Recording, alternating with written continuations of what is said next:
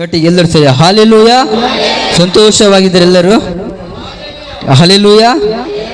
ಕರ್ತನ ನಾಮಕ್ಕೆ ಸ್ತೋತ್ರವಾಗಲಿ. ಸೇವಕರಿಗೂ ಸೇರಿ ಬಂದಂಥ ಹಿರಿಯರಿಗೂ, ದೊಡ್ಡವರು, ಚಿಕ್ಕವರು, ಯವನಸ್ಥರು, ಯವನ ಸ್ತ್ರೀಯರಿಗೂ ಎಲ್ಲರಿಗೂ ಯೇಸು ನಾಮ ನಿಮ್ಮನ್ನು ವಂದಿಸೋನಾಗಿದ್ದಾನೆ. ಹಾಲೆಲೂಯ.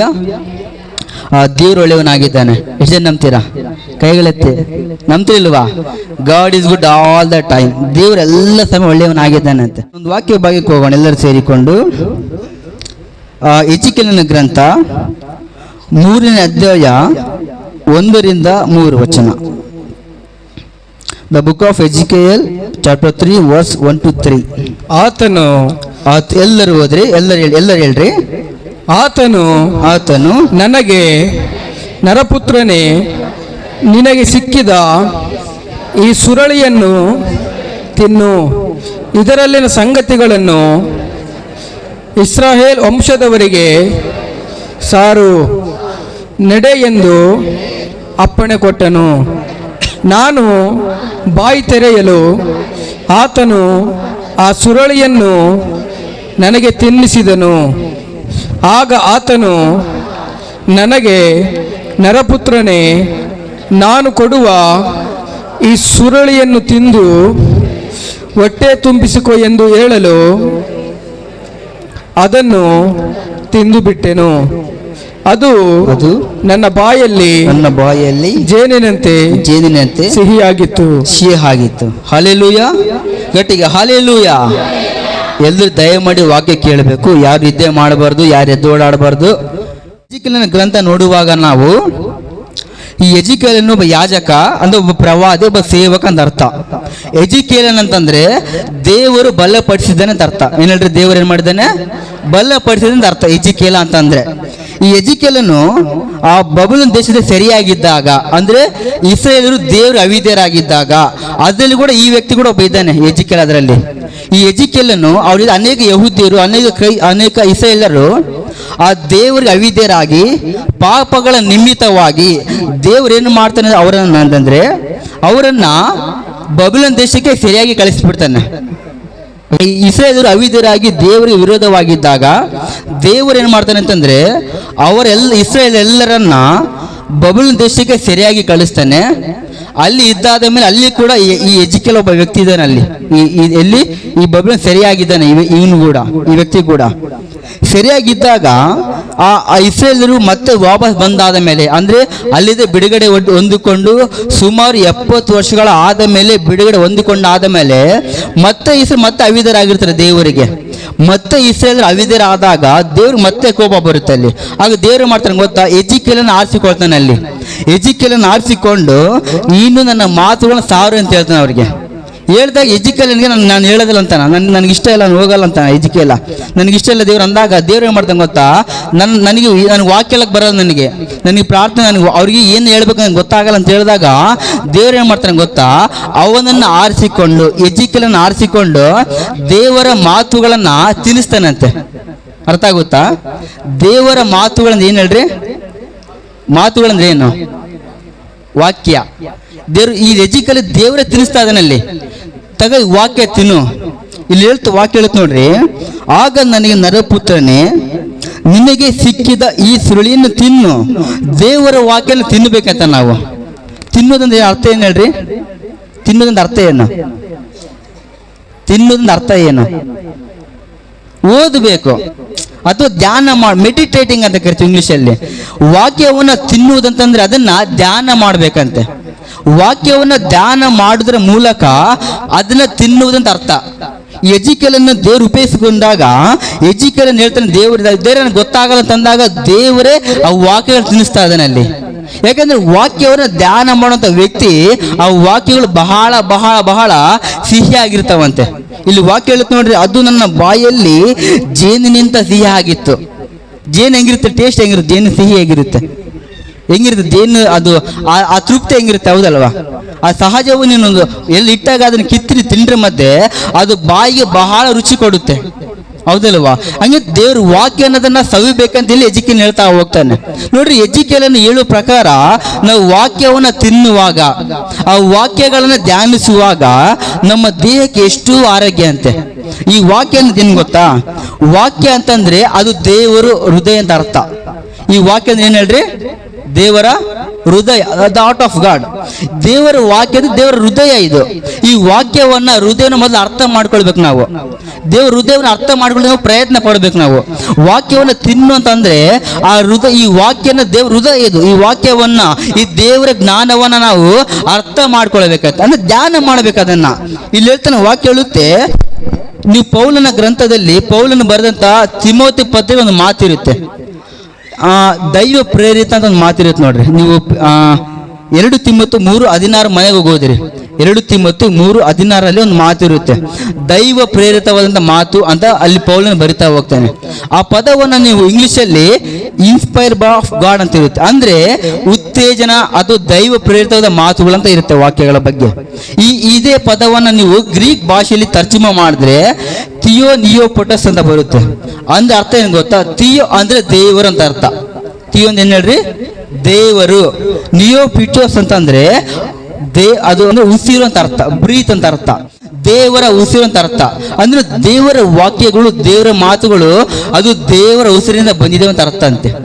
ಹಲ್ಲೆಲೂಯ, ಗಟ್ಟಿಗೆ ಹಲ್ಲೆಲೂಯ.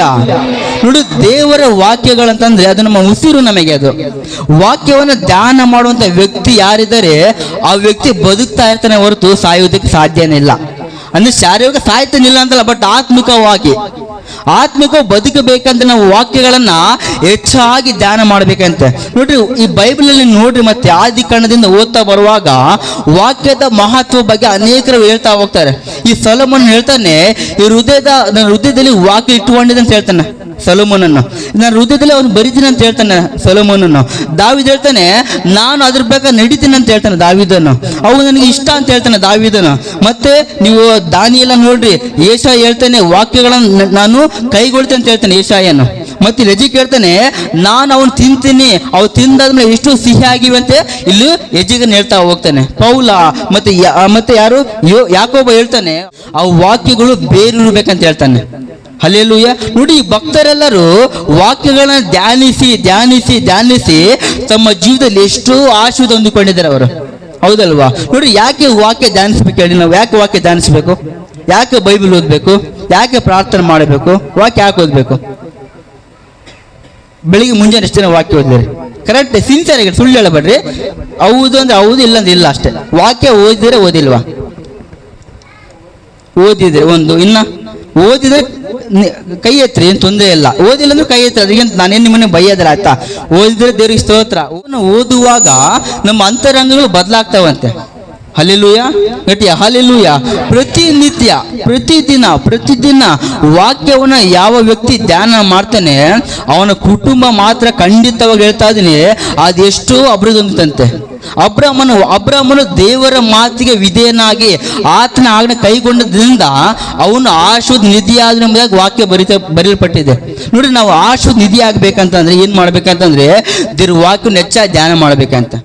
ಕೀರ್ತನೆ 1ನೇ ಅಧ್ಯಾಯ 2-3. ಕೀರ್ತನೆ 1ನೇ ಅಧ್ಯಾಯ 2-3. ಯೆಹೋವನ ಧರ್ಮಶಾಸ್ತ್ರದಲ್ಲಿ ಆನಂದ ಪಡುವವನಾಗಿ ಅದನ್ನೇ ಹಗಲಿರುಳು ಧ್ಯಾನಿಸುತ್ತಿರುವನು, ಅವನು ಎಷ್ಟೋ ಧನ್ಯನು.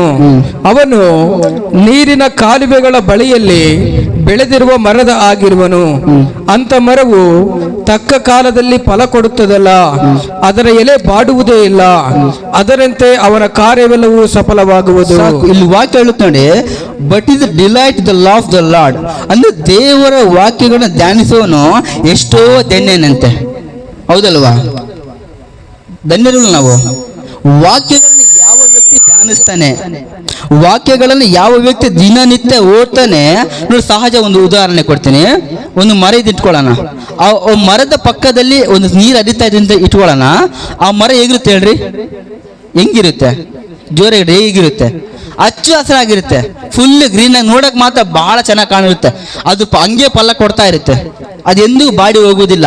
ಅಂದ್ರೆ ನೋಡ್ರಿ, ವಾಕ್ಯವನ್ನ ಧ್ಯಾನ ಮಾಡುವಂತ ವ್ಯಕ್ತಿ ಕೂಡ ಆ ನೀರಿನ ಬಳಿ ಹೇಗಿರ್ತಾನೆ ಹಂಗೆ ದಿನನಿತ್ಯ ನಾವು ಹಚ್ಚು ಹಸಿರಾಗಿ ಬೆಳೀತಾ ಇರ್ತೀವಿ ಒಂದು ದೇವರ ವಾಕ್ಯದಲ್ಲಿ. ಗಟ್ಟಿಗೆ ಹಾಲೆಲೂಯ, ಗಟ್ಟಿಗೆ ಹಾಲೆಲೂಯ. ಯಾಕಂತಂದ್ರೆ ವಾಕ್ಯ ನಮ್ಮ ಜೀವಿತಕ್ಕೆ ಬಹಳ ಬಹಳ ಪ್ರಾಮುಖ್ಯ. ನಾನು 3 ವಿಷಯ ಮುಗಿಸಿ ಬಿಡ್ತೀನಿ ದೇವ್ರ ವಾಕ್ಯವನ್ನ. ನೋಡಿ, ದೇವ್ರ ವಾಕ್ಯ ನಮ್ಗೆ ಏನಾಗಿದೆ? ಆ ವಾಕ್ಯ ನಮಗೆ ಎಲ್ಲದಕ್ಕಿಂತಲೂ ಮಿಗಿಲಾಗಿರ್ಬೇಕಂತೆ ವಾಕ್ಯ. ಅಂದ್ರೆ ಮೊದಲನೇ ವಿಷಯ ಏನ್ ಗೊತ್ತಾ, ದೇವರ ವಾಕ್ಯ ನಮ್ಗೆ ಏನಾಗಿದೆ ಅಂತ ಒಂದು ವಿಷಯ. ಅಂದ್ರೆ ದೇವ್ರ ವಾಕ್ಯ ಏನಾಗಿದೆ ಒಂದು ಎಲ್ಲ ಹೇಳ್ರಿ, ದೇವರ ವಾಕ್ಯ ಏನಾಗಿದೆ, ದೇವ್ರ ವಾಕ್ಯ ಏನಾಗಿದೆ ಅಂತ ಹೇಳ್ರಿ. ದೇವರ ವಾಕ್ಯ ಏನಾಗಿದೆ, ಬಾಯಿ ತೆಗಿರಿ ಸ್ವಲ್ಪ. ದೇವರ ವಾಕ್ಯ ಏನಾಗಿದೆ, ಒಂದು ಎಲ್ಲದಕ್ಕಿಂತಲೂ ಶ್ರೇಷ್ಠವಾಗಿದೆ ಅಂತ ವಾಕ್ಯ. ಹಲ್ಲೆಲೂಯ. ಒಂದು ವಾಕ್ಯ ಓದಿಕೊಳ್ಳೋಣ ನಾವು. ಆ ಕೀರ್ತನೆಗಳು 19ನೇ ಅಧ್ಯಾಯ 7ರಿಂದ 11. ಕೀರ್ತನೆಗಳು 7ನೇ ಅಧ್ಯಾಯ 19ನೇ ಅಧ್ಯಾಯ 7ರಿಂದ 11. ಯೆಹೋವನ ಧರ್ಮಶಾಸ್ತ್ರವು ಲೋಪವಿಲ್ಲದ್ದು ಅದು ಪ್ರಾಣವನ್ನು ಉಜ್ಜೀವಿಸ ಮಾಡುವಂಥದ್ದು. ಯೆಹೋವನ ಕಟ್ಟಳೆ ನಂಬಿಕೆಗೆ ಯೋಗ್ಯವಾದದ್ದು, ಬುದ್ಧಿಹೀನರಿಗೆ ವಿವೇಕಪ್ರದವಾಗಿದೆ. ಯೆಹೋವನ ನಿಯಮಗಳು ನೀತಿಯುಳ್ಳವುಗಳಾಗಿವೆ, ಮನಸ್ಸನ್ನು ಹರ್ಷಪಡಿಸುತ್ತವೆ. ಯೆಹೋವನ ಆಜ್ಞೆ ಪವಿತ್ರವಾದದ್ದು, ಕಣ್ಣುಗಳನ್ನು ಕಳೆಗೊಳಿಸುತ್ತದೆ. ಯೆಹೋವನ ಭಯ ಪರಿಶುದ್ಧವಾಗಿದೆ, ಅದು ಶಾಶ್ವತವಾದದ್ದೇ. ಯೆಹೋವನ ವಿಧಿಗಳು ಯಥಾರ್ಥವಾದವುಗಳು, ಅವು ಕೇವಲ ನ್ಯಾಯವಾಗಿವೆ. ಇಲ್ಲಿಂದ ಕೇಳ್ರಿ, ಅಷ್ಟು 10ನೇ ವಚನದಿಂದ ದೇವರ ವಾಕ್ಯ ಏನಾಗಿದೆ ಅಂತ ವಾಕ್ಯ ಹೇಳ್ತ ನೋಡ್ರಿ. ಅವು ಬಂಗಾರಕ್ಕಿಂತಲೂ ಅಪರಂಜಿ ರಾಶಿಗಿಂತಲೂ ಅಪೇಕ್ಷಿಸತಕ್ಕವುಗಳು. ಅವು ಜೇನಿಗಿಂತಲೂ ಶೋಧಿಸಿದ ಜೇನು ತುಪ್ಪಕ್ಕಿಂತಲೂ ಸಿಹಿಯಾಗಿವೆ. ಅವುಗಳ ಮೂಲಕ ನಿನ್ನ ದಾಸನಿಗೆ ಎಚ್ಚರಿಕೆಯಾಗುತ್ತದೆ. ಅವುಗಳನ್ನು ಕೈಗೊಳ್ಳುವುದರಿಂದ ಬಹಳ ಫಲ ಉಂಟಾಗುತ್ತೆ. ಇಲ್ಲಿ ವಾಕ್ಯ ದಾವಿದನ ಬರಿತಾ ಇದ್ದಾನೆ. ಇಲ್ಲಿ ಏನ್ ಗೊತ್ತಾ, ದೇವರ ವಾಕ್ಯವು ಏನಾಗಿದೆ ಅಂದ್ರೆ ಎಲ್ಲದಕ್ಕಿಂತ ಹೆಚ್ಚಾಗಿದೆ ಅಂತ ವಾಕ್ಯ. ಬಂಗಾರಕ್ಕಿಂತಲೂ, ಬೆಳ್ಳಿಗಿಂತಲೂ, ಐಶ್ವರ್ಯಕ್ಕಿಂತಲೂ, ವಜ್ರಗಿಂತಲೂ, ಕುಟುಂಬಕ್ಕೆ ಎಲ್ಲದಕ್ಕಿಂತಲೂ. ಉದಾಹರಣೆಗೆ ನಿನ್ನ ಗಂಡನಿಗಿಂತ ಗ್ರೇಟ್ ಅಂತದ್ದು, ನಿನ್ನ ಹೆಂಡತಿಗಿಂತಲೂ, ನಿನ್ನ ಕುಟುಂಬಗಳಿಗಿಂತಲೂ, ನಿನ್ನ ಮಕ್ಕಳಿಗಿಂತಲೂ, ನಿನ್ನ ಆಟಕ್ಕಿಂತಲೂ, ನಿನ್ನ ಗಾಡಿಗಿಂತಲೂ, ನಿನಗಿರುವ ಎಲ್ಲದಕ್ಕಿಂತಲೂ ದೇವರ ವಾಕ್ಯ ಬಹಳ ಶ್ರೇಷ್ಠವಾಗಿದೆ ವಾಕ್ಯಗಳು. ಹಲ್ಲೆಲೂಯ, ಗಟ್ಟಿಗೆ ಹಲ್ಲೆಲೂಯ. ನೋಡ್ರಿ, ವಾಕ್ಯವನ್ನು ನಾವು ಎಚ್ಚರಿಸುವಾಗ ಅದು ಎಲ್ಲದಕ್ಕಿಂತ ಉನ್ನತವಾಗಿದೆ ಅಂತ ಯೋಚನೆ ಮಾಡ್ಬೇಕಂತೆ. ಅದು ಸುಮ್ಮನೆ ಏನೋ ಬೇಕಾಗ್ಬಿಟ್ಟು ಓದಕ್ಕೆ ಹೋಗ್ಲೇಬೇಡಿ ಯಾರು ಕೂಡ. ವಾಕ್ಯವನ್ನ ಎಲ್ಲದಕ್ಕಿಂತಲೂ ಅಂತೇಳಿ ಯೋಚನೆ ಮಾಡಿ ಓದ್ಬೇಕಂತೆ. ಎಲ್ಲದಕ್ಕಿಂತ ಒಂದು ಅರ್ಥ ಏನು ಹೇಳ್ರಿ? ಮೋರ್ ದೆನ್ ಅಂತ ಕೇಳ್ತೀವಿ ಇಂಗ್ಲಿಷ್. ಎಲ್ಲದಕ್ಕಿಂತ ಅರ್ಥ ಏನು ಹೇಳ್ರಿ? ಎಲ್ಲದಕ್ಕಿಂತ ಅರ್ಥ ಏನು? ಎಲ್ಲದಕ್ಕಿಂತ ಅಂತಂದ್ರೆ ಪ್ರತಿ ಒಂದು ನನಗೇನಿದೆ ಅದಕ್ಕಿಂತಲೂ, ಹೌದಲ್ವಾ? ನನಗೇನಿದೆ ಅದಕ್ಕಿಂತಲೂ, ನನ್ನ ಕುಟುಂಬಕ್ಕೆ ಏನಿದೆ ಅದಕ್ಕಿಂತಲೂ, ಇನ್ನು ಅದಕ್ಕಿಂತ ಮೇಲೆ ಮೇಲೆ ಮೇಲೆ ಅದು ನಾನ್ ಸ್ಟಾಪ್ ಹೋಗ್ತಾನೆ ಇರುತ್ತೆ. ಅದು ಅಂದ್ರೆ ಎಲ್ಲದಕ್ಕಿಂತಲೂ ವಾಕ್ಯಗಳನ್ನ ಹೆಚ್ಚಾಗಿ ಧ್ಯಾನ ಮಾಡ್ಬೇಕಂತೆ. ನೋಡಿ, ಯಾವ ವ್ಯಕ್ತಿ ದೇವರ ವಾಕ್ಯಗಳನ್ನ ಹಗಲು ഇരുಳು ಧ್ಯಾನ ಮಾಡುತ್ತಾ ಅದು ಹೆಚ್ಚಾಗಿದೆ ನನಗೆ, ಅದು ಹೆಚ್ಚಾಗಿದೆ ಧ್ಯಾನ ಮಾಡ್ತಾ ಇರ್ತಾನೋ ಅವನು ಎಷ್ಟೋ ಧನ್ಯನಂತೆ. ಗಟ್ಟಿ ಹಲ್ಲೆಲೂಯ. ಯಾಕಂತಂದ್ರೆ ಈ ದಾವಿದ ನೋಡ್ರಿ, ವಾಕ್ಯಗಳನ್ನ ಅರ್ಧ ಕುಡಿದು ಬಿಟ್ಟ ಈ ವ್ಯಕ್ತಿ. ಅಂತ ವ್ಯಕ್ತಿ ದಾವಿದ ವಾಕ್ಯಗಳನ್ನ ದಿನನಿತ್ಯ ನೀನು 119 ಕೀರ್ತನೆ ದಯಮಾಡಿ ಓದ್ರಿ. ಮನೆಗೆ ಹೋಗಿ 119 ಕೀರ್ತನೆ ಪ್ರತಿಯೊಬ್ಬ ಯವನಸ್ಥರು ಪ್ರತಿಯೊಬ್ಬರು ಓದಕ್ಕೆ ಯಾರಿಗೆ ಬರುತ್ತೆ, ಪ್ರತಿಯೊಬ್ಬರು 119 ಕೀರ್ತನೆ ಓದಿ. ಅಲ್ಲಿ ದಾವಿದ ಹೇಳ್ತಾನೆ, ನನಗೆ ಎಷ್ಟು ಪ್ರಿಯವಾಗಿದೆ ಅಂತ ಹೇಳ್ತಾನೆ.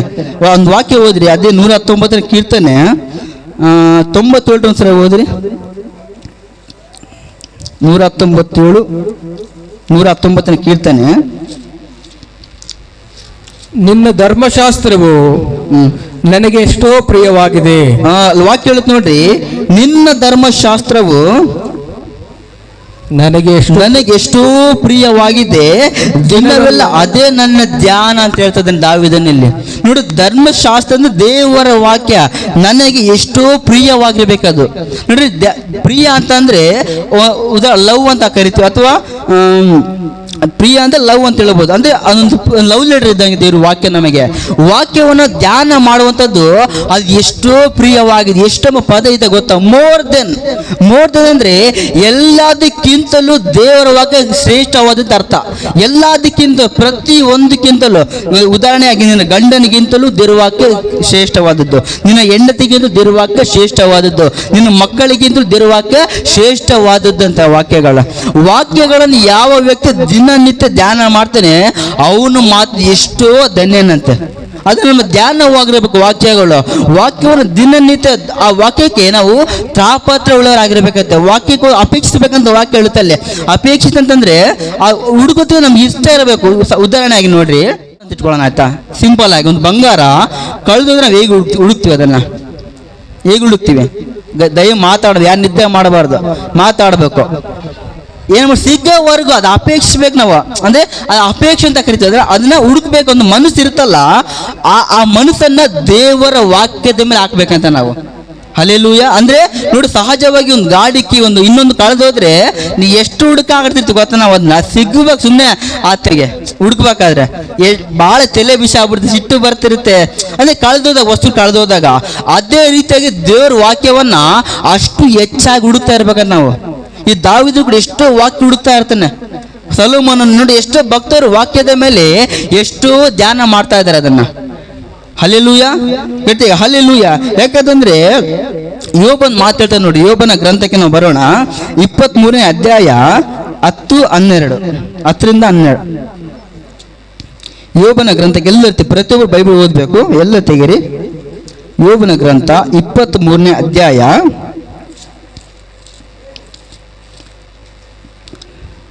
10ರಿಂದ.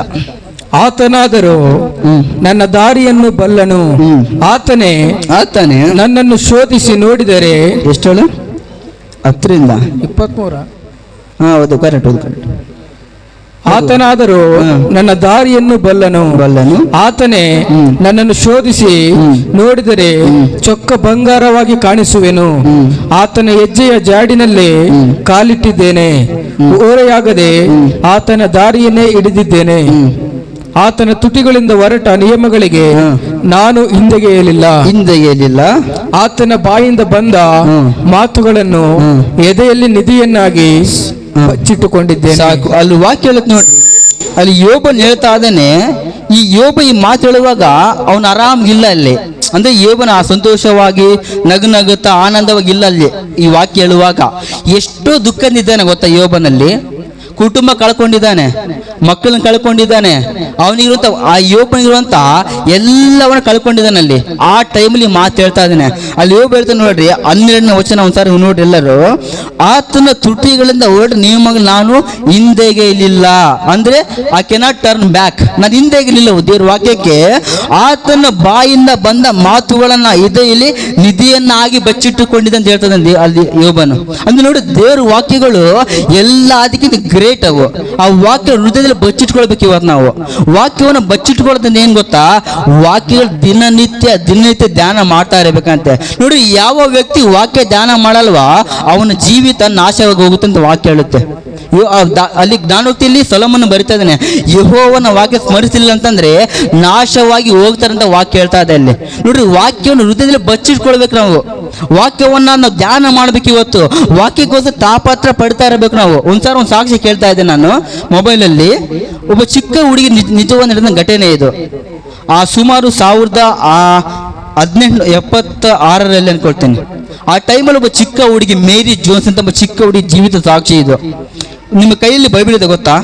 ಇದು ಎಷ್ಟು ಬೈಬಲ್ ಇದ್ದಾವೆ ಅಂತ ತೋರಿಸಿ, ಬೈಬಲ್ ತೋರಿಸಿ. ಈ ತರ ಈ ಬೈಬಲ್ ಬರೋಕ್ಕೆ ಕಾರಣ ಯಾರು ಗೊತ್ತಾ? ಮೇರಿ ಜೋನ್ಸ್ ಒಬ್ಬ ಚಿಕ್ಕ ಹುಡುಗಿ, ಕೇವಲ 16 ವರ್ಷದ ಹುಡುಗಿ ಅಷ್ಟೇ. ಆ ಹುಡುಗಿ ಚಿಕ್ಕ ಹುಡುಗಿ ಈ ಬೈಬಲ್ ಬರಕ್ಕೆ ಇವತ್ತು BSI ಅಂದ್ರೆ ಬೈಬಲಿಂದ ಹಿಂದೆ ಇರುತ್ತೆ, ನೋಡ್ಕೊಳ್ಬೇಕಾದ್ರೆ ನೀವು. ಅದು ಹಿಂದೆ ಬಿಚ್ಚೆ ನೋಡ್ರಿ, ಮತ್ತೆ BSI ಅಂತ ಇರುತ್ತೆ. ಆ BSI ಸಂಸ್ಥೆ ಬರೋಕೆ ಮುಖ್ಯ ಕಾರಣ ಬಂದು ಮೇರಿ ಜೋನ್ಸ್ ಎಂಬ ಚಿಕ್ಕ ಹುಡುಗಿ. ಆ ಹುಡುಗಿ ಕೇವಲ 16 ವರ್ಷ ಅಷ್ಟೇ. 16 ವರ್ಷ ಎಷ್ಟಿರ್ಬೋದು ಹೇಳ್ರಿ? ಯಾರು 16 ವರ್ಷ ಇದ್ರೆ ಇಲ್ಲಿ? 16 ವರ್ಷ SLC ಅಂದ್ರೆ ಎಸ್ತೇರಿಯಾ ಅಂದ್ರೆ SLC ಇರುತ್ತೆ ಮಕ್ಕಳ ಏಜ್ ಅಷ್ಟೇ. ಈ ಹುಡುಗಿ ನೀವು ನಂಬಲ್ಲ, ಎಷ್ಟೋ ಕಷ್ಟದಿಂದ ಬಂದಂತ ಹುಡುಗಿ. ಈ ಹುಡುಗಿ ಪ್ರತಿ ವಾರ ಸಭೆಗೆ ಹೋಗ್ತಾ ಇದ್ದಂತೆ, ಪ್ರತಿ ವಾರ ಸಂಡೇ ಸ್ಕೂಲ್ಗೆ ಜಾಯ್ನ್ ಆಗ್ತಾ ಇದ್ದಂತೆ. ಅಲ್ಲೊಬ್ಬ ಫಾದರ್ ಇರ್ತಾನೆ, ಒಬ್ಬ ಪಾಸ್ಟ್ ಇರ್ತಾನೆ, ಥಾಮಸ್ ಚಾರ್ಲ್ಸ್ ಅಂತ ಹೇಳಿ.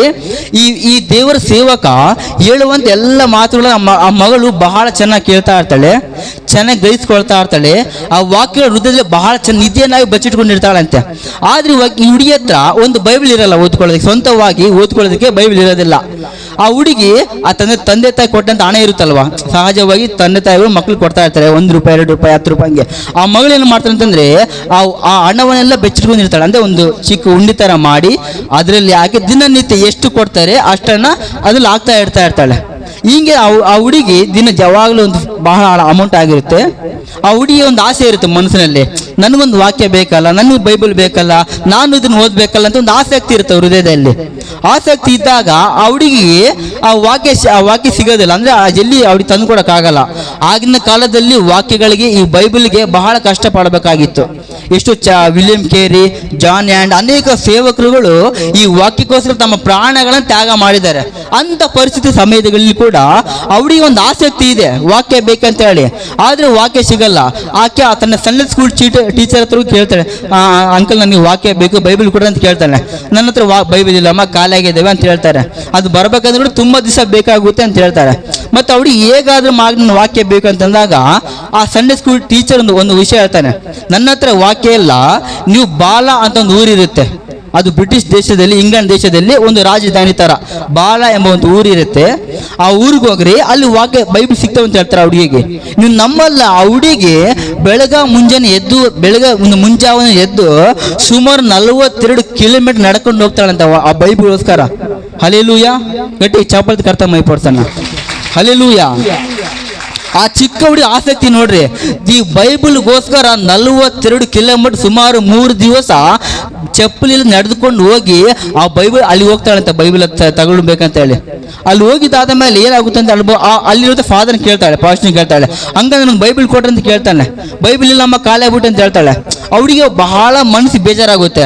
ಎಷ್ಟೋ ದೂರದಿಂದ ನಾನು ಬಂದಿನಿ, ನಾನು ಸುಮಾರು 42 ಕಿಲೋಮೀಟರ್ ನಡ್ಕೊಂಡ್ ಬಂದಿನಿ, ನನಗೆ ವಾಕ್ಯ ಸಿಕ್ಕಿಲ್ಲ ಅಂತ ಹೇಳಿ ಬಹಳ ಬೇಜಾರಾಗ್ತಲ್ಲ. ಆ ಪಾಸ್ಟರ್ ಕಾಲು ಹಿಡ್ಕೊಂಡ್ ಹೋಗ್ಬಿಡ್ತಾಳೆ ಹುಡುಗಿ, ಅಂಕ ನನಗೆ ವಾಕ್ಯ ದಯಮಾಡಿ ಕೊಡ್ರಿ, ನನಗೆ ವಾಕ್ಯ ಕೊಡ್ರಿ, ನನಗೆ ಬೇಕಂತೇಳಿ ಅಂದು ಆ ಪಾಸ್ಟ್ ನನ್ನ ಇಲ್ಲ ಮಾತೇನ. ಆದ್ರೆ ಆ ಹುಡುಗಿ ಆಸಕ್ತಿ ನೋಡಿ ಆ ಸೇವಕರು ಏನ್ ಮಾಡ್ತಾರೆ ಗೊತ್ತಾ, ಆ ವ್ಯಕ್ತಿ ಒಂದೇ ಒಂದು ಬೈಬಲ್ ಇರುತ್ತೆ. ಅಂದ್ರೆ ಆ ಪಾಸ್ಟ್ರು ಆ ವ್ಯಕ್ತಿ ಓದುವಂತ ಬೈಬಲನ್ನೇ ಆ ಮಗಳಿಗೆ ಕೊಟ್ಟು ಬಿಡ್ತಾನಂತೆ. ಯಾಕೆ ಕೊಟ್ಟು ಹೇಳ್ರಿ? ಆಸಕ್ತಿ ನೋಡಿ, ಹೌದಲ್ಲ? ಅಂದ್ರೆ ನೋಡ್ರಿ, ದೇವರ ವಾಕ್ಯಕ್ಕೆ ನಾವು ಆಸಕ್ತಿ ಉಳ್ಳವರು ಆಗಿದ್ದಾಗ, ದೇವರ ವಾಕ್ಯಕ್ಕೋಸ್ಕರ ಜೀವಿಸುವಾಗ ಖಂಡಿತವಾಗ್ಲೂ ವಾಕ್ಯ ನಮ್ಮ ಜೊತೆ ಇದ್ದಾಗ ನಾವು ಆಶೀರ್ವಾದ ನಿಧಿ ಆಗ್ತೀವಂತೆ. ಗಟ್ಟಿ ಹಲ್ಲೆಲೂಯಾ, ಗಟ್ಟಿ ಹಲ್ಲೆಲೂಯಾ. ಯಾಕಂತಂದ್ರೆ ನಾವು ದೇವರ ವಾಕ್ಯ ಸಂತೋಷ ಪಡ್ಬೇಕು. ನಾವು ಇವತ್ತು ಲೋಕದವುಗಳಲ್ಲ, ಲೋಕದ ಆಸೆಗಳಲ್ಲ, ದೇವರ ವಾಕ್ಯದಲ್ಲಿ ಆನಂದ ಪಡ್ಬೇಕಂತ ದಾವೀದ ಹೇಳ್ತಾ ಹೋಗ್ತಾನೆ. ಇನ್ನು ಆ ಕೀರ್ತನೆಗಳು 119, 70 ನೋಡ್ರಿ, 119, 70 ಕೀರ್ತನೆಗಳು. ಕೊಬ್ಬಿನಂತೆ ಅವರ ಬುದ್ಧಿ ಮಂದವಾಯಿತು, ನಾನಾದರೂ ನಿನ್ನ ಧರ್ಮಶಾಸ್ತ್ರದಲ್ಲಿ ಉಲ್ಲಾಸ ಪಡುತ್ತೇನೆ. ಕಷ್ಟಾನುಭವವು ಹಿತಕರವಾಯಿತು, ಅದರಿಂದಲೇ ನಿನ್ನ ನಿಬಂಧನೆಗಳನ್ನು ಕಲಿತೆನು. ನೀನು ಉಸಿರಿದ ಧರ್ಮಶಾಸ್ತ್ರವು ಸಾವಿರಾರು ಚಿನ್ನ ಬೆಳ್ಳಿಯ ನಾಣ್ಯಗಳಿಗಿಂತಲೂ ನನಗೆ ಅತಿ ಪ್ರಿಯವಾಗಿದೆ. ಸಾಕಿಲು ವಾಕ್ಯ ದಾವೀದ ಹೇಳ್ತಾ ಇದ್ದಾನೆ, ನಾನಾದು ನಿನ್ನ ಧರ್ಮಶಾಸ್ತ್ರದಲ್ಲಿ, ಅಂದ್ರೆ ದೇವರ ವಾಕ್ಯದಲ್ಲಿ ಆನಂದ ಪಡುತ್ತೆ ಅಂತ ಹೇಳ್ತಾ ಇದ್ದಾನೆ. ಇಲ್ಲಿ ಎಷ್ಟು ಜನ ದೇವರ ವಾಕ್ಯದ ಆನಂದ ಪಡ್ತಾ ಇದ್ದೀರಿ ನೀವು? ಎಷ್ಟು ಜನ ಮುಂಜಾನೆ ವಾಕ್ಯ ಓದ್ತಾ ಇದ್ದೀರಿ? ದಿನನಿತ್ಯ ವಾಕ್ಯ ಓದಿಲ್ಲ ಅಂತಂದ್ರೆ ನಾವು ಖಂಡಿತವಾಗಲೂ ನಾವು ಆನಂದವಿರೋಕೆ ಸಾಧ್ಯನೇ ಇಲ್ಲ. ನಿಜ ಹೇಳ್ತದೆ, ನನ್ನ ಅನುಭವ ಹೇಳ್ತಾ ಇದ್ದೀನಿ. ನಾನು ಯಾವತ್ತ ವಾಕ್ಯ ಓದಿದ್ರೆ ಅವತ್ತು ಒಂಥರ ಆಗ್ತಾ ಇರುತ್ತೆ ನಮಗೆ. ಯಾಕಂದ್ರೆ ವಾಕ್ಯವನ್ನ ಯಾವ ವ್ಯಕ್ತಿ ದಿನನಿತ್ಯ ಓದ್ತಾನೆ, ಯಾವ ವ್ಯಕ್ತಿ ದಿನನಿತ್ಯ ಪ್ರಾರ್ಥನೆ ಮಾಡ್ತಾ ಇರ್ತಾನೆ, ವಾಕ್ಯ ಧ್ಯಾನಿಸ್ತಾ ಇರ್ತಾನೆ, ಅವನ ಜೀವಿತ ದಿನನಿತ್ಯ ಎಷ್ಟೋ ಸಂತೋಷಕರವಾಗಿರ್ತಾನೆ ಅಂತ ವಾಕ್ಯ ಹೇಳ್ತಾ ಇದೆ. ಹಲ್ಲೆಲೂಯಾ, ಗಟ್ಟಿ ಹಲ್ಲೆಲೂಯಾ.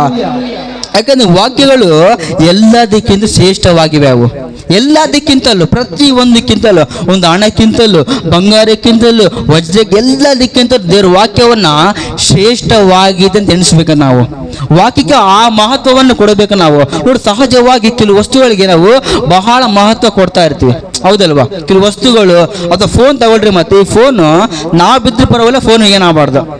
ನಿಜ ಹೇಳ್ತಾ ಇದ್ದೀನಿ, ನಾನು ಭಾಳ ನಿಜ ಹೇಳ್ತಾ ಇದ್ದೀನಿ. ಫೋನ್ ನಮಗೇನಾದ್ರೂ ಪರವಾಗಿಲ್ಲ, ಫೋನ್ಗೆ ಏನಾಗಬಾರ್ದು ಅಂತೇಳಿ ಮಹತ್ವ ಭಾಳ ಕೊಡ್ತಾ ಇರ್ತೀವಿ. ಹಂಗೆ ನಮ್ಮ ದೇವ್ರ ವಾಕ್ಯಕ್ಕೆ ಆ ಮಹತ್ವವನ್ನು ಕೊಟ್ಟರೆ, ದೇವ್ರ ವಾಕ್ಯಕ್ಕೆ ಆ ಗಮನವನ್ನು ಕೊಟ್ಟರೆ ನಮ್ಮ ಜೀವಿತ ಎಷ್ಟೋ ಅಭಿವೃದ್ಧಿ ಆಗ್ತಾ ಇರುತ್ತಂತೆ. ಹಲ್ಲೆಲೂಯಾ, ಗಟ್ಟಿ ಹಲ್ಲೆಲೂಯಾ. ಯಾಕಂತಂದ್ರೆ ದೇವರ ವಾಕ್ಯ ನನಗೆ ಏನಾಗಿದೆ ಅಂತಂದ್ರೆ ಎಲ್ಲದಕ್ಕಿಂತ ಮಿಗಿಲಾಗಿವೆ, ಎಲ್ಲದಕ್ಕಿಂತ ಗ್ರೇಟ್ ಆಗಿವೆ, ಮೋರ್ ದೆನ್ ಎನಿಥಿಂಗ್. ಎಲ್ಲದಕ್ಕಿಂತ ದೇವರ ವಾಕ್ಯ ನನಗೆ ಅತಿ ಅತಿ ಅತಿ ಅತಿ ಹೆಚ್ಚಾಗಿವೆ ಅಂತ ಹೇಳ್ಬೋದಂತ ನಾವು. ಹಲ್ಲೆಲೂಯಾ. ಅಂದ್ರೆ ವಾಕ್ಯವನ್ನ ಆ ರೀತಿ ಧ್ಯಾನ ಮಾಡ್ತಾ ಇರ್ಬೇಕು ದಿನನಿತ್ಯ. ಒಂದು ವಾಕ್ಯ ಹೋದ್ರಿ 4:2-4 ಹೋದ್ರೆ 2 ವಾಕ್ಯ ಹೇಳಕ್ ನೋಡ್ರಿ, ಅದನ್ನು ಬೆಳ್ಳಿಗೆ ಅಂತ ನಿಕ್ಷೇಪ ಹುಡುಕು. ಅಂದ್ರೆ ದೇವರ ವಾಕ್ಯ ಹುಡುಕೋದಕ್ಕೆ ಮನಸ್ಸು ಬರ್ಬೇಕಂತ. ಹಲ್ಲೆಲೂಯಾ. ಯಾರು ಗಲಾಟೆ ಮಾಡಬಾರ್ದು, ಗಟ್ಟಿ ಹಲ್ಲೆಲೂಯಾ. ಸೊಲೊಮೋನ್ ಹೇಳ್ತಾ ಇದ್ದಾನೆ, ದೇವರ ವಾಕ್ಯವನ್ನು ಹುಡುಕಬೇಕಂತ ನಾವು ಇವತ್ತು. ಹುಡುಕದಂದ್ರೆ ಅರ್ಥ ಏನು? ಹುಡುಕೋದಂದ್ರೆ ಅರ್ಥ ಏನು ಗೊತ್ತಾ? ವಾಕ್ಯದ ಮೇಲೆ ನಮ್ಗೆ ತಾಪತ್ರೆ ಇರಬೇಕು ಇವತ್ತು, ಹೌದಲ್ವಾ?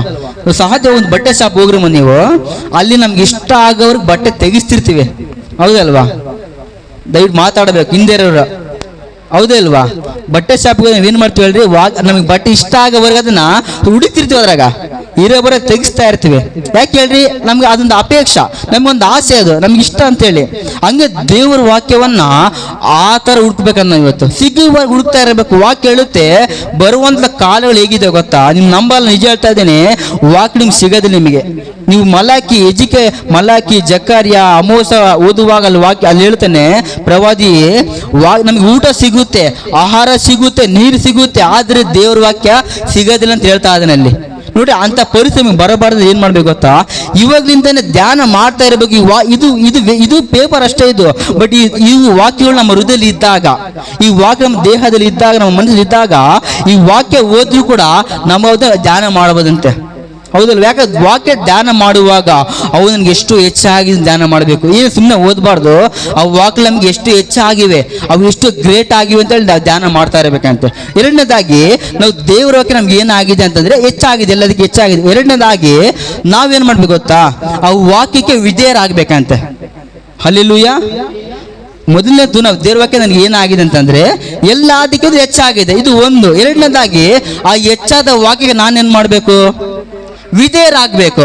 ನೀನು ವಾಕ್ಯ ಓದ್ತೇ ಇಲ್ಲ ಅಂತಲ್ಲ, ಬಟ್ ವಿಧೇಯರಾಗಲಿಲ್ಲ ಅಂತಂದ್ರೆ ವ್ಯರ್ಥ, ಹೌದಲ್ವಾ? ಹೌದಲ್ವಾ ಗಂಡು ಮಕ್ಕಳು? ಹೌದಲ್ವಾ? ಹೌದು. ಯಾಕಂದ್ರೆ ವಾಕ್ಯ ಓದಿದಿಲ್ಲ ಅಂತಲ್ಲ, ಬಟ್ ಅದಕ್ಕೆ ನಾವು ಪಾಲನೆ ಮಾಡಲಿಲ್ಲ ಅಂತಂದ್ರೆ, ಅವಿಧೇಯರಾದ್ರೆ ಅದು ವ್ಯರ್ಥ ಅಂತ ವಾಕ್ಯ ಹೇಳುತ್ತೆ. ಒಂದು ವಾಕ್ಯಕ್ಕೆ ಓದಿಕೊಳ್ಳೋಣ. ಆದಿಕಾಂಡ 26ನೇ ಅಧ್ಯಾಯ 4ನೇ ವಚನ. ನಿನ್ನ ತಂದೆಯಾದ ಅಬ್ರಹಾಮನು ನನ್ನ ಮಾತನ್ನು ಕೇಳಿ ನಾನು ಹೇಳಿದಂತೆ ಮಾಡಿ ನನ್ನ ಆಜ್ಞಾ ನೇಮ ವಿಧಿಗಳನ್ನು ಕೈಗೊಂಡು ನಡೆದದರಿಂದ ನಾನು ಅವನಿಗೆ ಮಾಡಿದ ಪ್ರಮಾಣವನ್ನು ನೆರವೇರಿಸಿ ಸಾಕು. ಇಲ್ಲಿ ಅಬ್ರಹಾಮನ ಜೀವಿತ ನೋಡ್ರಿ ಮತ್ತೆ ಹೇಗಿದೆ ಅಂತಂದ್ರೆ, ಅಬ್ರಹಾಮನು ಬರೋ ವಾಕ್ಯವನ್ನು ಧ್ಯಾನ ಮಾಡದಲ್ಲದೆ ಅದಕ್ಕೆ ಒಳಗಾಗ್ತಾ ಇದನಲ್ಲಿ, ಹೌದಲ್ವ? ವಿಧೇಯತ್ವ ಅಂತ ಅರ್ಥ. ಇಲ್ಲಿ ಅಬ್ರಹಾಮ ನೋಡ್ರಿ, ಇನ್ನು ತಂದೆಯಾದ ಅಬ್ರಹಾಮ್ ನನ್ನ ಮಾತನ್ನು ಕೇಳಿ, ಯಾರ ಮಾತನ್ನ? ದೇವರ ಮಾತನ್ನು ಕೇಳಿ ನಾನು ಹೇಳಿದಂತೆ ಮಾಡಿ ಆಜ್ಞಾ ನೇಮ ವಿಧಿಗಳಂತಂದ್ರೆ ದೇವರ ವಾಕ್ಯಗಳು ಅಂತ ಅರ್ಥ. ಬರೀ ಓದೋದು ಮಾತ್ರ ಅಲ್ಲ, ಅದನ್ನ ಪಾಲನೆ ಮಾಡ್ಬೇಕು. ನಾವು ದಿನ ಓದ ದೊಡ್ಡದಲ್ಲ, ಓದಿ ಬಿಡ್ತೀವಿ, ಅದನ್ನ ಅನುಸರಿಸಿ ನಡೆಯುತ್ತೆ, ಅದು ಬಹಳ ಪ್ರಾಮುಖ್ಯ. ಯಾಕೋ ಹೇಳ್ತಾನೆ, ವಾಕ್ಯ ಕೇಳುವವರು ಮಾತ್ರ ಆಗಿರದೆ ಅದ್ರ ಬಗ್ಗೆ ನಡಿಬೇಕಂತ ನಾವು. ಯಾವ ವ್ಯಕ್ತಿ ವಾಕ್ಯ ಓದಿದ್ ಒಳ್ಳೇದು ಇಲ್ಲ ಅಂತಲ್ಲ, ಓದ್ರಿ, ಚೆನ್ನಾಗಿ ಓದ್ರಿ, ಆದ್ರೆ ಅದನ್ನ ಪಾಲನೆ ಮಾಡಿ ಗೊತ್ತಿರಬೇಕು. ಸುಮ್ಮನೆ ಓದಿ ಬಿಟ್ಟುಬಿಟ್ರೆ ಅದಾಗೋದಿಲ್ಲ. ವಾಕ್ಯವನ್ನು ಧ್ಯಾನ ಮಾಡಿ ಅದ್ರ ಜೊತೆಗೆ ಅದನ್ನ ಅನುಸರಿಸಿ ನಡಿಬೇಕಂತೆ. ಯಾವ ವ್ಯಕ್ತಿ ದೇವ್ರ ವಾಕ್ಯ ವಿಧೇಯನಾಗ್ತಾನೋ, ಯಾವ ವ್ಯಕ್ತಿ ದೇವ್ರ ಹೋಗಿ ಪಾಲನೆ ಮಾಡ್ತಾನೆ ವಾಕ್ಯಗಳನ್ನ, ಅವನು ಎಷ್ಟೋ ಅಭಿವೃದ್ಧಿ ಹೊಂದುತ್ತಾನಂತೆ. ಹಲ್ಲೆಲೂಯಾ. ಗಟ್ಟಿಗೆ ಹಲ್ಲೆಲೂಯಾ, ಗಟ್ಟಿಗೆ ಹಲ್ಲೆಲೂಯಾ. ಯಾಕಂತಂದ್ರೆ ಅಬ್ರಾಹ್ಮನು ದೇವ್ರಿಗೆ ವಿಧೇಯನಾದ. Abraham obeyed the lord.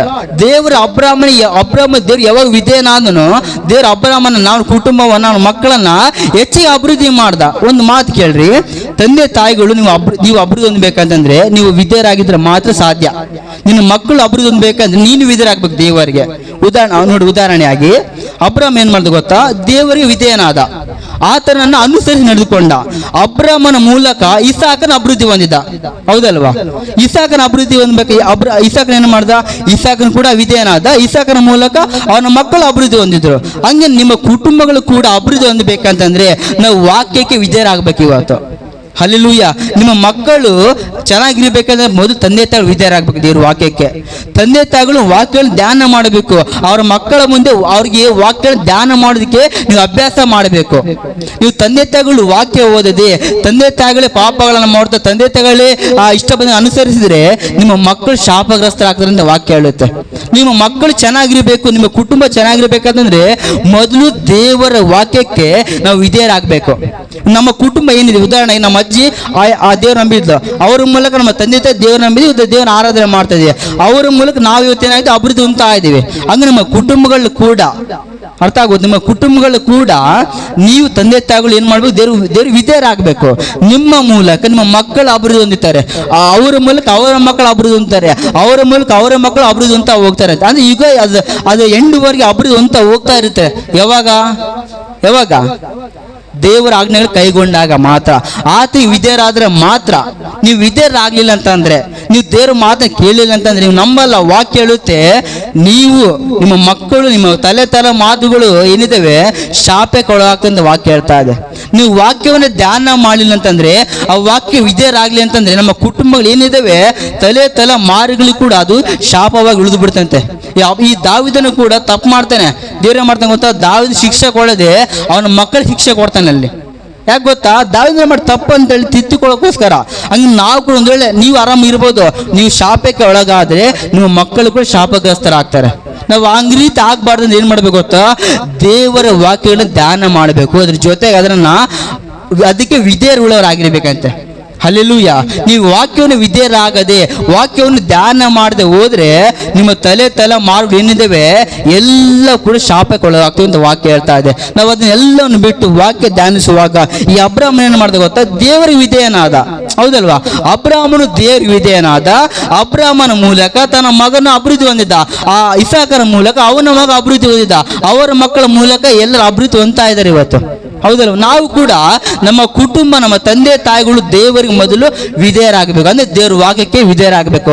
ನೀವು ವಿಧೇಯರಾದರೆ ನಿಮ್ಮ ಮಕ್ಕಳು ಅಭಿವೃದ್ಧಿ ಹೊಂದ್ತಾರಂತೆ. ಹಲ್ಲೆಲೂಯಾ. ನೀವೇ ಅವಿಧೇಯರಾದ್ರೆ, ನೀವೇ ಶಾಪಗ್ರಸ್ತರಾದ್ರೆ ನಿಮ್ಮ ಕುಟುಂಬ ಶಾಪಗ್ರಸ್ತವಾಗೋದ್ರಿಂದ ವಾಕ್ಯ ಹೇಳ್ತಾ ಇದೆ. ನಾವು ಆ ರೀತಿ ಆಗದಂತೆ, ಆ ರೀತಿ ಆಗ್ಬಾರ್ದಂದ್ರೆ ನಾವು ವಾಕ್ಯ ಧ್ಯಾನಿಸ್ತಾ ಇರಬೇಕಂತೆ. ಒಂದು ವಾಕ್ಯ ಓದ್ರಿ, ಜ್ಞಾನೋಕ್ತಿ 1.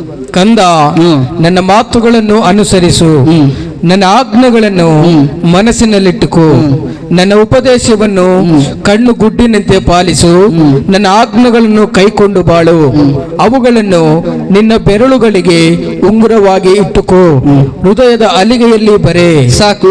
ಇಲ್ಲಿ ಜ್ಞಾನೋಕ್ತಿ ಹೇಳ್ತಾ ಇದ್ದಾನೆ ಈ ಸೊಲೊಮೋನನು. ಈ ಸೊಲೊಮೋನಿನ ವಾಕ್ಯ ಬರೆಯುತ್ತ ಮುಂಚೆ ಹೇಗಿದ್ದ ಗೊತ್ತಾ, ಬಹಳ ಚೆನ್ನಾಗಿರ್ತಾನೆ. ಅವನಿಗೆ ಮದುವೆ ಆದ ಮೇಲೆ ಅವನು ಸುಮಾರು ಮದುವೆ ಮಾಡಿಕೊಂಡು ಅವನ ಜೀವಿತ ಹಾಳು ಮಾಡ್ಕೊಳ್ತಾನೆ. ಅಂದ್ರೆ ಎಲ್ಲ ವ್ಯರ್ಥ ಅಂತೇಳಿ ಎಲ್ಲ ಕಳ್ಕೊಳ್ತಾನೆ. ಅವನು ಶಾಪಗ್ರಸ್ತನಾಗ್ತಾನೆ, ಪಾಪಗಳ ಮೇಲೆ ಬರ್ತವೆ, ಅವನ ಕುಟುಂಬ ಎಲ್ಲ ಶಾಪಗ್ರಸ್ತ ಒಳಗಾಗುತ್ತೆ. ಎಲ್ಲವನ್ನ ಆ ರೀತಿ ಆದ ಮೇಲೆ ಕೊನೆಯದಾಗಿ ಅಂದ್ರೆ ಸಾಯುವ ಸಮಯಕ್ಕೆ ಬಂದಾಗ ಈ ಸೊಲೊಮೋನ ಏನ್ ಮಾಡ್ತಾನೆ ಗೊತ್ತಾ, ಎಲ್ಲ ಪಾಪಗಳ ಅರಿಕೆ ಮಾಡ್ತಾನೆ. ಮೊದಲು ಅರಿಕೆ ಮಾಡಿ ಇಲ್ಲಿ ಬರಿತಾ ಹೋಗ್ತಾನೆ, ಕಂದ ನನ್ನ ಮಾತುಗಳನ್ನು ಅನುಸರಿಸಿ ಅಂತ ಹೇಳ್ತಾ ಇದ್ದಾನೆ. ನನ್ನ ಮಾತುಗಳನ್ನು ಏನ್ ಹೇಳ್ರಿ, ದೇವರ ವಾಕ್ಯಗಳನ್ನು ಅನುಸರಿಸಬೇಕು. ನಾವು ವಾಕ್ಯಗಳನ್ನು ಅನುಸರಿಸದೆ ಹೋದರೆ ಏನಾಗ ಗೊತ್ತಾ, ಶಾಪಕ್ಕೆ ಒಳಗಾಗ್ತೀವಿ. ವಾಕ್ಯಗಳನ್ನು ಅನುಸರಿಸಬೇಕು ನಾವು. ಯಾಕಂದ್ರೆ ವಾಕ್ಯಗಳನ್ನ ಹೃದಯದಲ್ಲಿ ಮನಸ್ಸಲ್ಲಿ ಇಟ್ಟುಕೊಳ್ಬೇಕಂತ ದಾವೀದ ಇಲ್ಲಿ ಸೊಲೊಮೋನ ಹೇಳ್ತಾ ಇದ್ದಾನೆ. ನೀವು ವಾಕ್ಯವನ್ನು ಅನುಸರಿಸದೆ ಹೋದರೆ ನಮ್ಮ ಕುಟುಂಬ ಎಲ್ಲ ನಾಶವಾಗಿ ಹೋಗುತ್ತೆ. ವಾಕ್ಯ ನೀವು ಅದೇ ಜ್ಞಾನೋಕ್ತಿ ಹೋದ್ರೆ ಮತ್ತೆ ಇನ್ನೊಂದು ವಾಚನ ಇರುತ್ತೆ, 13ನೇ ಅಧ್ಯಾಯ, ಜ್ಞಾನೋಕ್ತಿ 13. ದೇವರ ವಾಕ್ಯವನ್ನು ಉಲ್ಲಂಘಿಸುವವನು ನಾಶವಾಗುವನು. ಅಲ್ಲಿ ವಾಕ್ಯ ಹೇಳುತ್ತೆ ನೋಡ್ರಿ, ದೇವರ ವಾಕ್ಯವನ್ನು ಯಾರು ಉಲ್ಲಂಘಿಸುತ್ತಾರೋ, ಯಾರು ಅಸಡ್ಡೆ ಮಾಡ್ತಾರೋ ಅವ್ರು ಏನಾಗ್ತಾರೆ ಗೊತ್ತಾ, ನಾಶವಾಗ್ತಾರಂತೆ. ದೇವರ ವಾಕ್ಯ ನಾವು ಉಲ್ಲಂಘಿಸಿದ್ರೆ ಅಂದ್ರೆ ಏನೊತ್ತು ಬಿಡಪ್ಪ ವಾಕ್ಯ ಅಂದ್ರೆ ನಾವು ನಾಶ ಹೋಗ್ತೀವಂತೆ. ವಾಕ್ಯವನ್ನು ದಿನನಿತ್ಯ ಧ್ಯಾನ ಮಾಡಬೇಕು. ವಾಕ್ಯ ಹೇಳುತ್ತಾ ಪ್ರತಿಯೊಂದು ಮಾತನ್ನ ಅನುಸರಿಸಿ ನಡಿಬೇಕಂತೆ. ಯಾಕಂದ್ರೆ ಪ್ರತಿಯೊಬ್ಬರು ಬೈಬಲ್ ಶಿಕ್ಷೆ ಇದೆ, ಪ್ರತಿಯೊಬ್ಬರಿಗೂ ಕೂಡ ವಾಕ್ಯ ಏನ್ ಹೇಳ್ತಾ ಅದನ್ನ ಮಾಡ್ಲಿಲ್ಲ ಅಂದ್ರೆ ನಾವು ಅದನ್ನ ಅನುಸರಿಸಿ ನಡಿಲಿಲ್ಲ ಅಂತಂದ್ರೆ ನಾವು ಶಾಪಕ್ಕೆ ಒಳಗಾಗ್ತೀವಂತೆ. ಬೈಬಲಲ್ಲಿ ಪ್ರತಿಯೊಬ್ಬರಿಗೂ ಕೂಡ ದೇವ್ರು ಹೇಳ್ಬಿಟ್ಟಾನೆ. ನೀವು ಯೆಶಾಯ ಗ್ರಂಥ ಓದ್ರಿ, ಮತ್ತೆ ಅಲ್ಲಿ ಒಂದೇದೇ ಓದ್ತಾ ಹೋಗ್ರಿ, ಅಲ್ಲಿ ಕೆಲವು ಶಿಕ್ಷೆ ಕೊಡ್ತಾನೆ ದೇವರಲ್ಲಿ. ಅಂದ್ರೆ ಕೆಲವ್ರು ಅಂದ್ರೆ ಉದಾಹರಣೆಯಾಗಿ ಕುಡಿ ಅಂತ ಅಭ್ಯಾಸ ಇರ್ತಾರಲ್ಲ, ಅವ್ರಿಗೆ ದೇವ್ರ ವಾಕ್ಯ ಹೇಳುತ್ತೆ, ಅಲ್ಲಿ ಯಾರು ದ್ರಾಕ್ಷಿ ಕುಡಿದು ಮತ್ತರಾಗ್ತಾರೆ ಅವ್ರ ದಾರಿಲಿ ಬಿದ್ದು ಸತ್ತು ಹೋಗ್ತಾರೆ ಅಂತ ವಾಕ್ಯ ಹೇಳುತ್ತೆ ಅಲ್ಲಿ. ಯಾಕೆ ಗೊತ್ತಾ? ಅವಿಧರಾದ್ರೆ, ದೇವರ ವಾಕ್ಯವನ್ನು ಉಲ್ಲಂಘಿಸಿದ್ರೆ, ದೇವರ ವಾಕ್ಯಕ್ಕೆ ನಾವು ಸಮಯ ಕೊಡದೆ ಹೋದ್ರೆ, ಬರೀ ಕೆಲಸ ಕೆಲಸ ಕೆಲಸ ಅಂತ ಇದ್ರೆ ಮಾತ್ರ ಖಂಡಿತವಾಗಿ ನಾವು ನಾಶವಾಗಿ ಹೋಗ್ತೀವಿ. ದೇವ್ರ ಸಮಯವನ್ನು ಕೊಡಬೇಕು. ದೇವ್ರ ವಾಕ್ಯವನ್ನ ಉಲ್ಲಂಘಿಸಲೇಬಾರದು ನಾವು ಯಾವತ್ತಿಗೂ. ಯಾವ ವ್ಯಕ್ತಿ ಉಲ್ಲಂಘಿಸ್ತಾನೋ, ಯಾವ ವ್ಯಕ್ತಿ ವಾಕ್ಯಗಳನ್ನ ಅಸಡ್ಡೆ ಮಾಡ್ತಾನೋ, ಅವನು ಖಂಡಿತವಾಗ್ಲೂ ಅಲ್ಲೇ ಬಿದ್ದು ಸತ್ತು ಹೋಗ್ತಾನೆ ವಾಕ್ಯ ಹೇಳ್ತಾ ಇದೆ. ನಾನೇನು ನನ್ನ ಸ್ವಂತ ಹೇಳ್ತಾರೆ, ವಾಕ್ಯ ಇದೆ ಬೈಬಲಲ್ಲಿ. ವಾಕ್ಯಗಳನ್ನ ಯಾರು ಅಸಡ್ಡೆ ಇಸ್ರೇಲ್ ದೇವ್ರು ಯಾಕೆ ಶಿಕ್ಷೆ ಕೊಟ್ಟ ಗೊತ್ತಾ? ಒಂದೇ ರೀಸನ್ ಅಲ್ಲಿ. ಏನ್ ಗೊತ್ತಾ? ಅವ್ರು ದೇವರನ್ನ ಎಷ್ಟು ಅಸಡ್ಡೆ ಮಾಡ್ತಾರೆ, ಅವರು ಎಷ್ಟು ವಾಕ್ಯ ಉಲ್ಲಂಘಿಸ್ತಾ ಇರ್ತಾರೆ ಇಸ್ರೇಲರು. ನೀವು ಅಗ್ಗಾಯ, ಎಜ್ರ, ನೆಹಮಿಯ, ಎಜಿಕಲ್ ಓದಿನ ಮತ್ತೆ ಅಲ್ಲಿ ದೇವ್ರಿಗೆ ಎಷ್ಟು ಕೋಪ ಗೊತ್ತಾನೆ ಇಸ್ರೇಲರ ಮೇಲೆ. ಯಾಕೆ ಗೊತ್ತಾ? ಒಂದೇ ಕಾರಣ, ಅವ್ರ ವಾಕ್ಯವನ್ನು ಎಷ್ಟು ಉಲ್ಲಂಘಿಸ್ತಾ ಇದ್ರು. ಅದಕ್ಕೆ ದೇವ್ರ ಕೋಪ ಬಂದು ಅವ್ರನ್ನ ಎಷ್ಟು ಜನ ನಾಶ ಮಾಡಿಬಿಡ್ತಾನೆ. ಯಾಕೆ ಗೊತ್ತಾ? ಉಲ್ಲಂಘಿಸಿದ್ರೆ. ಅದಕ್ಕೆ ಅವಿಧರಾದ್ರೆ ಮಾತ್ರ ಖಂಡಿತವಾಗ್ಲೂ ನಾವು ಮಾತ್ರ ನಾಶವಾಗಿ ಹೋಗ್ತೀವಿ. ಸಭೆಗೆ ಸರಿಯಾಗಿ ಬರಲಿಲ್ಲ ಅಂದ್ರೆ ಅದೊಂದು ವಿಧೇಯತ್ವ ಆಗಿರ್ಬೇಕು. ನಾವು ಸಭೆಗೆ 11 ಗಂಟೆಗೆ ಬರ್ತಾ ಇರ್ತೀವಿ, ಅದು ಸರಿನಾ ತಪ್ಪಾ? ತಪ್ಪು. ಎಷ್ಟು ಗಂಟೆ ಬರ್ಬೇಕು ಸಭೆ? 10 ಗಂಟೆಗೆ ಸರಿಯಾಗಿ ಇರಬೇಕಿಲ್ಲ. ನೀನು 12 ಗಂಟೆ ಸಭೆಗೆ ಬರ್ತೀನಿ ಎಷ್ಟು ಅವಿಧತ್ವ ಅದು. ಯಾಕಂದ್ರೆ ಅದು ಉಲ್ಲಂಘಿಸಲೇಬಾರ್ದು. ದೇವರ ವಾಕ್ಯ ಹೇಳುತ್ತೆ, ಮುಂಜಾನೆ ಎದ್ದು ದೇವ್ರ ವಾಕ್ಯದಲ್ಲಿ ಕಾಣಬೇಕಂತ ನಾವು. ಯಾಕಂದ್ರೆ ದೇವ್ರ ವಾಕ್ಯವನ್ನು ಸ್ಮರಿಸಬೇಕು. ಮುಂಜಾನೆ ದೇವ್ರ ಆಲಯಕ್ಕೆ ಹೋಗಿ ಆತನ ಘನಪಡಿಸ್ಬೇಕು. ನಾವು ಇವತ್ತು ಬೇಗ ಸೋಮಾರಿತನವನ್ನು ಬಿಟ್ಟು ದೇವರಿಗೆ ವಿಧೇಯರಾಗಿ ಆತನ ವಾಕ್ಯವನ್ನು ಧ್ಯಾನಿಸಿದ ನಾವುಗಳು ಏನ್ ಮಾಡ್ಬೇಕು ಗೊತ್ತಾ? ದೇವರ ಆಲಯಕ್ಕೆ ಸರಿಯಾದ ಸಮಯಕ್ಕೆ ಬರಬೇಕು. ನಾವು ದೇವ್ರ ವಾಕ್ಯಕ್ಕೆ ನಮ್ರತೆಯುಳ್ಳವರಾಗಿರ್ಬೇಕು. ವಾಕ್ಯವನ್ನ ಯಾವ ವ್ಯಕ್ತಿ ಉಲ್ಲಂಘಿಸ್ತಾನೋ ಖಂಡಿತವಾಗಿ ಹೇಳ್ತಾ ಇದ್ದೀನಿ, ಅವನ ಖಂಡಿತ ಶಾಪಗ್ರಸ್ತ ಅಂತ ವಾಕ್ಯ ಹೇಳ್ತಾ ಇದೆ.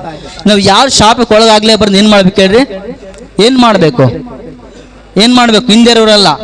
ಏನ್ ಮಾಡ್ಬೇಕು? ಹೆಣ್ಮಕ್ಳು ಏನ್ ಮಾಡ್ಬೇಕು? ದೇವ್ರ ವಾಕ್ಯವನ್ನ ಧ್ಯಾನ ಮಾಡ. ಅದಕ್ಕೆ ವಿಧೇಯರಾಗಬೇಕು. ನೀನು ದೇವ್ರ ವಾಕ್ಯ ವಿಧೇಯನಾಗ್ಲಿಲ್ಲ ಅಂತಂದ್ರೆ ಖಂಡಿತವಾಗ್ಲೂ ಶಾಪಗಳು ನಮ್ಮ ಮೇಲೆ ಇದ್ದ ಹಂಗೆ ಇರ್ತವೆ. ಅವು ಖಂಡಿತ ಹೋಗೋದಿಲ್ಲ. ಅವು ವಾಕ್ಯ ಅದೇ ಹೇಳುತ್ತೆ. ವಾಕ್ಯ ಹೋದ್ರಿ, ಒಂದು ವಾಕ್ಯ ಹೇಳುತ್ತೆ ನೋಡ್ರಿ, ಹೋದ್ರಿ ಲೂಕ 11:28. ಕುಡಿದ ಮೊಲೆಗಳು ಧನ್ಯವಾದವುಗಳು ಎಂದು ಕೂಗಿದಳು.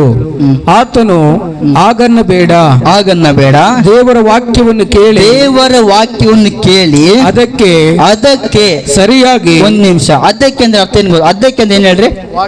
ವಾಕ್ಯಕ್ಕೆ. ಅದಕ್ಕೆ ಅಂದ್ರೆ ದೇವರ ವಾಕ್ಯಕ್ಕೆ ಸರಿಯಾಗಿ ನಡೆದುಕೊಳ್ಬೇಕಂತ ನಾವು ವಿಧೇಯರಾಗಬೇಕು.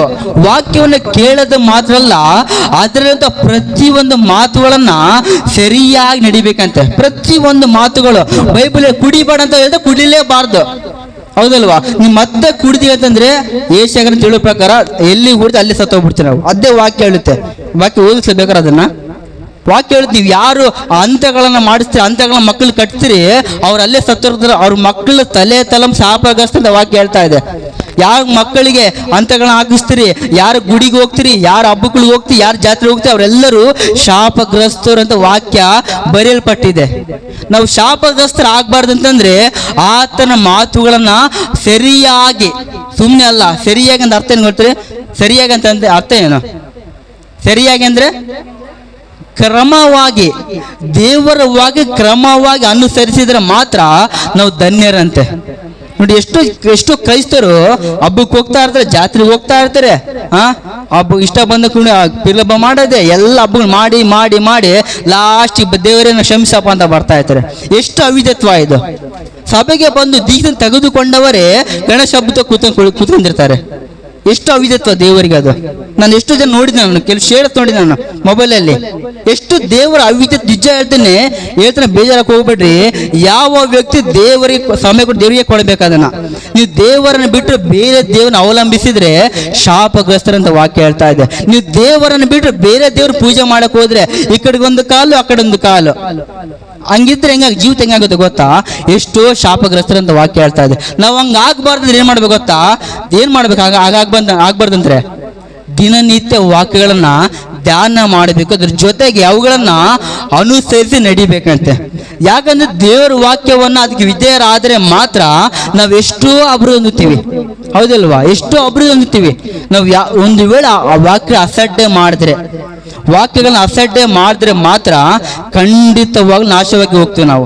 ಹಂಗಾಗ್ಬಿಟ್ಟು ನಾನು ಎಲ್ಲರಿಗೂ ಹೇಳ್ತಾ ಇದ್ದೇನೆ, ನನಗೂ ಸೇರಿಸಿ ಹೇಳ್ತಾ ಇದ್ದೇನೆ, ನಾನು ಕೂಡ ವಾಕ್ಯಕ್ಕೆ ವಿಧೇಯನಾಗಲಿಲ್ಲ ಅಂತಂದ್ರೆ ನನ್ನ ಜೀವಿತ ಕೂಡ ಇದಾಗುತ್ತೆ. ಬಟ್ ನಾವೆಲ್ಲರೂ ಸೇರಿ ವಾಕ್ಯಗಳನ್ನು ಧ್ಯಾನ ಮಾಡೋ ಜೊತೆಗೆ ಅದನ್ನ ಅನುಸರಿಸಿ ನಡೆಯುವಾಗ ಎಷ್ಟು ಅಭಿವೃದ್ಧಿ ಹೊಂದ್ತೀವಿ ಅಂತ ನಾವು, ಹಲ್ಲೆಲೂಯ.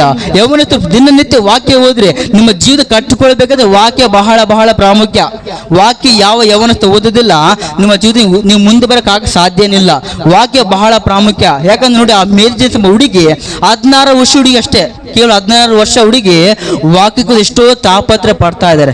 ಹಂಗೆ ನಮ್ಮ ಜೀವಿತ ಕೂಡ ವಾಕ್ಯವನ್ನು ಧ್ಯಾನಿಸಬೇಕು. ಒಂದೇ ವೇಳೆ ನೀವು ದೇವರನ್ನ ಬಿಟ್ಟು ನೀವು ಚರ್ಚಿಗೂ ಬರ್ತೀವಿ, ನಾವು ಗುಡಿಗೂ ಹೋಗ್ತೀವಿ ಅಂತಂದ್ರೆ ನಿನ್ನ ನಾಶವಾಗಿ ಹೋಗ್ತೀಯ. ಬೈಬಲ್ ಅದೇ ಹೇಳುತ್ತೆ. ನನ್ನ ಸ್ವಂತ ಮಾತಲ್ಲ ಇದು, ವಾಕ್ಯ ಹೇಳ್ತಾ ಇದೆ. ನಾವು ಸಭೆಗೆ ಬರ್ತಾ ಇದ್ದೀವಿ, ಸಭೆಯಲ್ಲಿ ಸರಿಯಾಗಿ ಬೆಳಿಬೇಕು. ಸಭೆಯನ್ನು ಬಿಟ್ಟು ಈ ಕಡೆ ಒಂದು ವಾರ ಚರ್ಚಿಗೆ ಬರ್ತೀವಿ, ಇನ್ನೊಂದು ವಾರ ಗುಡಿ ಹೋಗಿರ್ತೀವಿ. ಎಷ್ಟು ಜನ ಹಂಗೆ ಮಾಡ್ತಾ ಇದ್ದಾರೆ. ಎಷ್ಟೋ ಜನ ಮಕ್ಕಳಿಗೆ ಅಂತರಗಳನ್ನ ಹಾಕ್ಸ್ತಾ ಇದ್ದಾರೆ. ಒಂದು ಅಂತರ ಮಾತನ್ನು ಕೇಳ್ರಿ, ನಿಮ್ಮ ಮಕ್ಕಳಿಗೆ ಅಂತರವನ್ನು ಯಾರನ್ನ ಹಾಕಿಸ್ತಿದ್ರೆ ಖಂಡಿತ ನಿಮ್ಮ ಮಕ್ಕಳು ಮಾತ್ರ ಶಾಪಗ್ರಸ್ತರಾಗ್ತದೆ. ನೆನ್ಪಿಟ್ಕೊಂಡಿದ್ದಾನ, ನಿಮ್ಮ ಮೈಂಡ್ಲಿ ಇಟ್ಕೊಂಡಿದ್ದಾನ. ಅರ್ಥ ಆಯ್ತಾ? ಮಕ್ಕಳಿಗೆ ವಾಕ್ಯ ಕಲಿಸ್ರಿ, ಮಕ್ಕಳಿಗೆ ಪ್ರಾರ್ಥನೆ ಮಾಡೋದು ಹೇಳ್ಕೊಡ್ರಿ, ಮಕ್ಕಳಿಗೆ ದೇವ್ರ ವಾಕ್ಯವನ್ನ ಬೆಳೆಸ್ರಿ, ಸಭೆ ಕರ್ಕೊಂಡು ಬರ್ರಿ. ಮಕ್ಕಳನ್ನ ದೇವ್ರ ವಾಕ್ಯದಲ್ಲಿ ಬೆಳೆಸುವಾಗ ನಿನ್ನ ಮಕ್ಕಳು, ನೀನು, ನಿನ್ನ ಕುಟುಂಬ ತಲೆ ಮಾರುವವರೆಗೂ ಅದೆಷ್ಟು ಅಭಿವೃದ್ಧಿ ಅಂತ ವಾಕ್ಯ ಹೇಳ್ತಾ ಇದೆ. ಗಟ್ಟಿ ಎಲ್ಲಿ ಚಪ್ಪಲ್ದ ಕರ್ತ ಮೈ ಪಡ್ಸೋಣ. ಹಲ್ಲೆಲೂಯ, ಗಟ್ಟಿ ಹಲ್ಲೆಲೂಯ. ಯಾಕಂತಂದ್ರೆ ನಾವು ವಾಕ್ಯಕ್ಕೆ ವಿದ್ಯರಾಗಲೇಬೇಕು, ವಾಕ್ಯಕ್ಕೆ ಒಳ್ಳೇಬೇಕು. ನಾವು ಒಂದು ಅಸಡ್ಡೆ ಮಾಡಿದ್ರೆ, ವಾಕ್ಯನ ಉಲ್ಲಂಘಿಸಿದ್ರೆ ಮಾತ್ರ ನಮ್ಮ ಜೀವಿತ ನಾಶವಾಗಿ ಹೋಗುತ್ತೆ. ಯಾರು ಆ ರೀತಿ ಮಾಡಕ್ ಹೋಗ್ಬೇಡಿ. ಪ್ರತಿಯೊಬ್ಬರು ಕೂಡ ನಿಮ್ಮ ಮನೆಗಳಲ್ಲಿ ಪ್ರಾರ್ಥನೆ ಮಾಡ್ರಿ, ನಿಮ್ಮ ಮನೆಗಳಲ್ಲಿ ಧ್ಯಾನ ಮಾಡ್ರಿ ವಾಕ್ಯವನ್ನ. ಒಂದು ನಾನು ಇಷ್ಟು ಹೇಳಿದ್ರು ಕೂಡ ಮತ್ತೆ ಮನೆ ನಿಮ್ಮ ಮಾಟ ನೀವು ಆಡಿದ್ರೆ ಅದು ದೇವ್ರಿಗೆ ಗೊತ್ತಿರುತ್ತೆ ಎಲ್ಲ. ನಾವು ಹೇಳೋದನ್ನ ಹೇಳ್ತಾರೆ ಅಷ್ಟೇ. ವಾಕ್ಯ ಹೇಳುತ್ತೆ ಎಚ್ಚರಿಸ್ಬೇಕಂತ ಹೇಳಿ, ವಾಕ್ಯ ಹೇಳುತ್ತೆ ಗದರಿಸು ಅಂತ ಹೇಳಿ, ವಾಕ್ಯ ಹೇಳುತ್ತೆ ಬೋಧನೆ ಮಾಡ್ಬೇಕಂತ ವಾಕ್ಯ ಹೇಳಿ. ನನ್ನ ಕೆಲಸ ನಾನು ಮಾಡ್ತೀನಿ. ಇಷ್ಟು ಕೇಳಿದ ಮೇಲೂ ಇಷ್ಟು ಹೇಳಿದ್ರೆ ನೀವು ಅನುಸರಿಸಿಲ್ಲ ಅಂತಂದ್ರೆ ನಿನಗೂ ದೇವ್ರಿಗೆ ಇರುವಂತ ಅದು ದೇವ್ರಿಗೆ ಬಿಟ್ಟಿದ್ದು, ನನಗೆ ಸಂಬಂಧ ಇಲ್ಲ. ಅರ್ಥ ಆಗುತ್ತಾ? ನನಗೆ ಸಂಬಂಧ ಇಲ್ಲ. ಯಾಕಂದ್ರೆ ನನ್ನ ಜವಾಬ್ದಾರಿನ ಮಾಡ್ತಾ ಇದ್ದೀನಿ. ನಾನು ವಾಕ್ಯ ಹೇಳ್ಬೇಕು ಹೇಳ್ತಾ ಇದ್ದೀನಿ, ಎಚ್ಚರಿಸಬೇಕು ಎಚ್ಚರಿಸ್ತಾ ಇದ್ದೀನಿ, ಖಂಡಿಸಬೇಕು ಖಂಡಿಸ್ತಾ ಇದ್ದೀನಿ. ಇಷ್ಟು ಎಲ್ಲ ಹೇಳಿದ್ಮೇಲೆ ಕೇಳಿದಾದ್ಮೇಲೆ ಕೂಡ ಮತ್ತೆ ನೀವು ಬೇರೆ ದೇವ್ರಿಗೆ ಹೋಗೋದು, ಆ ಗಣೇಶ ಹಬ್ಬಕ್ಕೆ ಹೋಗೋದು, ಪಿಲ್ಲ ಹಬ್ಬಕ್ಕೆ ಹೋಗೋದು, ಜಾತ್ರೆಗೆ ಹೋಗೋದು, ಯಾವ ಮರ ಪಶುಗಳು ಹೋಗೋದು, ಅವೆಲ್ಲ ಮಾಡ್ಕೊಂತಿದ್ರೆ ಖಂಡಿತ ನಾಶವಾಗಿ ಹೋಗ್ತೀವಿ. ನಾವು ನಾಶವಾಗಬಾರ್ದು ಅಂತಂದ್ರೆ ದೇವರ ಮಾತು ವಿದ್ಯಾರಾಗಬೇಕು. ಒಂದು ವೇಳೆ ಇಷ್ಟು ಹೇಳಿದ್ರೆ ನೀವು ಮತ್ತೆ ಹಂಗೆ ಮಾಡಿದ್ರೆ, ನೀವು ಮತ್ತೆ ಹಂಗೆ ಕುಡಿದ್ರೆ, ನೀವು ಮತ್ತೆ ಹಂಗೆ ಬೀಡಿ ಸೇರಿದ್ರೆ, ಮತ್ತೆ ಹಂಗೆ ನಸ್ಬಿಡಕ್ಕಂದ್ರೆ ಹಂಗೆ ನಿಮ್ಮ ಜೀವಿತ ನಿಮಗೆ ದೇವ್ರು ಬಿಟ್ಟು ನನಗೆ ಸಂಬಂಧ ಇಲ್ಲ. ಅದು ನೀವು ನರಕ ಹೋದ್ರೆ ನನಗೆ ಸಂಬಂಧ ಇಲ್ಲ. ಇದು ಹೇಳ್ತಾರೆ, ನೀವು ನಗಕ್ಕೆ ಹೋದ್ರೆ ನನಗೆ ಸಂಬಂಧ ಇಲ್ಲ. ಅದು ಯಾಕಂದ್ರೆ ನನ್ನ ಜವಾಬ್ದಾರಿ ಅಲ್ಲ. ಅದು ನನ್ನ ಜವಾಬ್ದಾರಿ ಏನು, ನಿನ್ನ ವಾಕ್ಯ ಹೇಳ್ಬೇಕು ಅಷ್ಟೇ. ನಿಮಗೋಸ್ಕರ ಪ್ರಾರ್ಥನೆ ಮಾಡೋ ನನ್ನ ಜವಾಬ್ದಾರಿ ನಾನೆಲ್ಲ ಮಾಡ್ತೀನಿ. ನಾನು ಒಂದು ವೇಳೆ ನಾನು ಮಾಡಿದ್ರೆ ನನಗೆ ಬಿಟ್ಟಿದ್ದು, ನಾನು ಒಂದು ಮಾಡಿದೆ ಅಂದ್ರೆ ನನ್ನ ಲೆಕ್ಕ ಕೇಳ್ತಾನೆ.